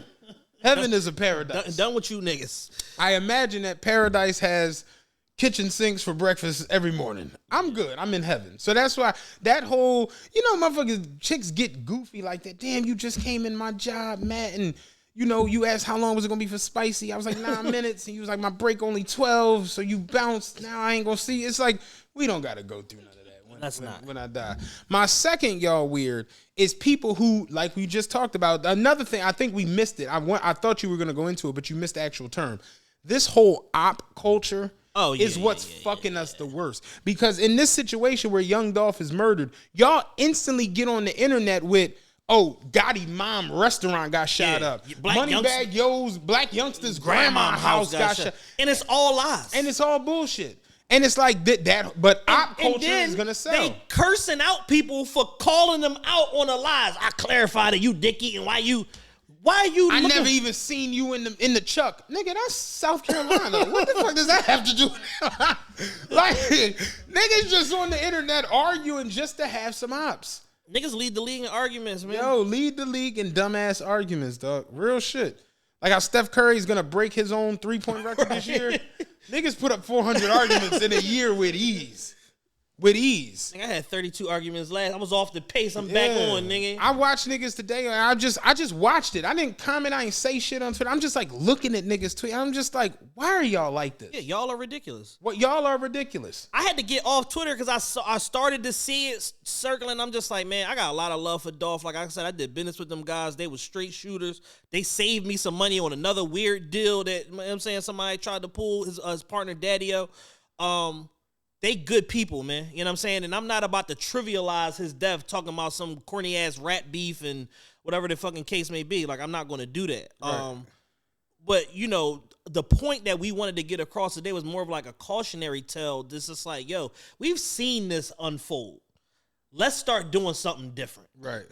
Let's pay for the fucking Israeli guard security. Right. Let's pay for the Russian mafia for the fucking security. You know what I'm saying? Like, let's get in bed with people that's going to kill or be killed, making sure that you good where the fuck you going. Right. Like, let's stop doing the fucking homeboy security companies and all of that old shit. And it ain't wrong to give a black man a chance and ingratiate them into your operation of what you doing. But when you balling at, lights going out. When you balling at such a high level, you got to make sure that you're protected at a high level also. Right. And we always talk about asset protection. Once you get the shit, now it's about protection. Once you get the asset, you gotta protect it. That's just life, man. Like, it's a sad situation. It sucks. Rest in peace, Young Dolph, man. Rest in peace, Dolph, man. Rest in peace, Dolph, King Von, D-Thang, Duck, Mo3, Pop Smoke, Jimmy Guapo, Nipsey. Like it's too many to name. And They it's really like, killed Pop Smoke. Man, him and his brother in the crib. You accidentally post some shit. Niggas pull up, lose your life. Motherfucker turn around. A 15-year-old kid turn around and sell you a $50,000 watch for $2,000. You die for $2,000. Like all the fucking promise, all the talent in the world. Fucking people will love with your debut album, all this old shit. You get murdered. Like weird ass shit like that. Like at some point, we gotta just put the focus on security and asset protection as much as flossing and balling and shitting on our ops and all of the other nonsensical shit that we be engaging in for purposes of entertainment. Like niggas gotta really like tighten up and rise above the bullshit and really take a strong look at what matters, because I don't want to get on here and be talking about rest in peace Young Dolph. Like, yeah, this shit is heartbreaking. It's like, annoying. Like just knowing where we at with like the murders. Like I want to say we gotta be closing in on 5. We at 487. I saw as of yesterday. Okay. It might be higher. You know what I'm saying? But I saw 487. Yeah, it's like we might could hit 500 before December. Yeah. You know what I'm saying? Yeah, it's November 17th. Yeah, 47. 487. You know what I'm saying? So it's like, and shit like the standings and all of that shit is not helping. Niggas is keeping score of who doing what. Power rankings for murders and shit. Like, oh, this block going to drop down and so is so-and-so. So these 2 blocks going to get a rise. They held it down. And I'm just like, excuse me? Yeah. Because my whole thing is, if I'm from wherever I'm from and I'm out here wrecking and doing what I'm doing, taking penitentiary chances and dropping niggas and getting shot at and hiding in bushes and all this old shit, the last thing I want is a nigga on the internet reporting and shit, which is probably a homie of a homie. Yeah. You know what I'm saying? You want full Yuki Washington. We supposed to just, that's again, not it's supposed to be a secret society. The clout shit. Yeah. Yeah, everything is clout driven. You full Vernon Odom. Today in West Philly, like you just full on telling motherfuckers what the fuck is going on. Terrible, yeah. Bongers. I want to save the baby for Patreon. Okay, because that's a whole episode we can get into the baby. And that's a saga. Yeah, baby mama, baby. We can get into that on Patreon. I want to finish this up with the Astroworld and what it's become. It's fucked up. Ben Crump and them gonna turn this into some more other shit. So Ben Crump already Jules hates this nigga. It's the funniest shit. Ben Crump is an ambulance chaser, by the way. He's supposed to be a civil rights attorney. He's glorified ambulance chaser. Ambulance chaser is funny. Every time a tragedy show up, Ben Crump show up. Ben got GPS that is strong than a motherfucker, dog. This shit different. Yeah. He must have bought the Tom technology from Tom. And he turned everything into civil rights somehow. Everything got a civil rights spin. Slip and fall in the fucking Roy Rogers. Apparently this is some racist grease that was on the floor. My client is a legend that he slipped, and when he asked for you to help him up, you said, get your knuckle drag ass out of the Roy Rogers. Now that's why I'm here for the civil rights part of it. And we're going to rope everything together. And I need the number to your general liability provider. Yeah. And your racism insurance as well. Fire engine run over a little girl. Yeah, apparently when you ran over the little girl, you told her mother was a gorilla. Is that true? Ben gonna take that shit somewhere else, dog. So this lawsuit is crazy. And Ben is not even the worst part. That's the craziest part. There's another private law firm putting together a $750 million lawsuit. Did you see who's in the lawsuit? I saw Apple Music got added. That's what me and Jules. How the fuck did Apple get into this? I know Tim Cook. Like, how the fuck we get in? They suing Apple, Dr. Dre and Jimmy Iovine. Like, how the fuck we become part? They suing Travis Scott, Drake, Apple, the stadium, Live Nation, I'm sure. Live Nation, Warren Moon, nigga. Everybody in Houston getting a piece of this. Who was the running back from the Houston Oilers? From the Oilers? Yeah, back in the day, they had a big ass running back for the Houston Oilers when. You got me on that one. Houston Oilers running back. Earl Campbell. Yeah. Motherfucking the ghost of Earl Campbell, nigga. Rudy Tomjanovich, Olajuwon, Clyde Drexler. all them motherfuckers. Who was the batter from the Astros? Kept breaking his hand. He had to wear the padded glove. Jeff Bagwell. Greg Biggio. Greg Biggio. Yo, all of this shit. A fucking Craig Biggio reference on this podcast is crazy. That was my team, Fucking man. Craig Biggio, real shit. Everybody in Houston getting a piece of this lawsuit. Nigga. This shit nasty. You got us Turkey fucked leg up. hut. All Turkey you leg hut. Real shit. club space. All you niggas. Yo. Quit playing with us. Rugs, you had your weekend here once, nigga. You getting a piece of this. Like, everybody getting some of this lawsuit. $750. When I seen Apple, I was like, why the fuck is Apple in the lawsuit? But like we talked about before, and Jules was like, yo, y'all mentioned on the show. Big pockets. Big pockets. Who got the biggest pockets? Yep. Travis Scott's mute. I'm surprised Nike ain't getting none of that. Yeah. Nike said, hey, we was going to drop the shoe. This nigga on some shit, and The crazy we part love is, the back catalog, but the this new crazy shit part is Nike ain't is dropping, like, baby. yeah, listen, all the backlash, we aren't going to drop the Air Max 1s. No, Nike like, we aren't going to drop the Air Max 1s. They're on StockX. We don't know how they got there. This shit's on StockX right Some now. early pairs leaked out. We don't know how they got there. But the whole size run is available for 10 times what they cost at StockX. That's all we're going to say about that. They on StockX right the fuck now, all sizes. So they out there. And the crazy part is I thought that the prices on shit was going to go down. It's actually trending upwards. Yeah. Yeah. Because this might be the last stuff he ever Right, Right. might be done. Right. Might be done, man. Figure his next deal might be with like State Prop Pro Cats. Yeah, State Prop Cactus Jack, baby, we back. Like, yeah. $750. And I'm like, damn, I wouldn't have been crumping coming to John. Like, listen, we suing with a other law firm and him. Like, listen, we suing for $750 million on behalf of 140 plaintiffs. Yeah. We'll settle out of court right now for $60,000 apiece. And all the Cactus Jack merch. We want the whole backstop. We want everything. All the ones, all the sixes. We want all that shit. We want to create an economy where we can, go and learn how to fish ourselves, learn how to go ahead and set up our own StockX accounts and flip some of this Crazy part shit. is, it's not a bad deal. That's a great deal. Yeah, 60. You didn't die. You just got pushed. 60,000 and all the Cactus Jack shit. Full size run. Yeah, like I take that, fam. Like you saw Jordan was selling his house in Chicago, and he had it listed for $22 million. It didn't sell, so he dropped the price to $17 million. Still didn't sell. He dropped it to $14 million, and it didn't sell. So they thought he was going to do another price drop. He came back and was like, the price isn't dropping. It's staying at 14, but I'm adding all the Jordans. So I'm like, Mike, what the fuck? That nigga said you get for the, I think it's ones through the 15s, you get unlimited pairs for your life if you buy the house. Yeah. Shit, I'm sure that's it's worth it. I'm sure it's GRs though. I was gonna say if it's any type of player, Yeah, like I can't see you like, hey Mike, I need some more of them them Dornbecker fours, baby. Mike, like, man, get your bitch ass off my motherfucking phone.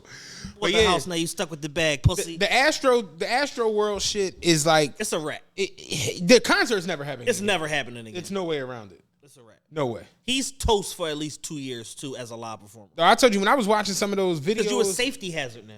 They said that the surge from the crowd was as strong as a levee breaking from a hurricane.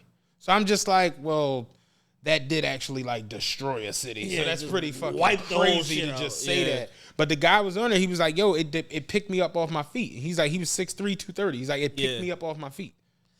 Yeah, I was listening to like imagine 6,000 people falling at the same time. Yeah, it's towards a bad your jump. direction. That's a bad jump. That's a bad jump. That's a bad jump. Yeah, that's way different than a WWE Battle Royale on a Monday night. Yeah, that's some different shit. That's some different shit. So it's fucked up, but it's just like, damn, like, and now like they said, they're literally paying him out to be like the most terrible individual on the planet. So it's just like, yo, like, and when it comes to concert planning and execution, he's just doing a creative vision. He doesn't have nothing to do with. They was like, security oh, they shortchanged security, and the security guards weren't properly trained, and it's a lot of nonsense going into this shit. Drake's in the suit, so he's just like, what the fuck? Like, how did we get here? I dropped one song with the man? Like, how the I wasn't even a scheduled performer. But they said Drake took him to Dave and Buster's after the Jones, so you in it. Now you an accomplice. Yeah, now you an accomplice, bitch. Damn.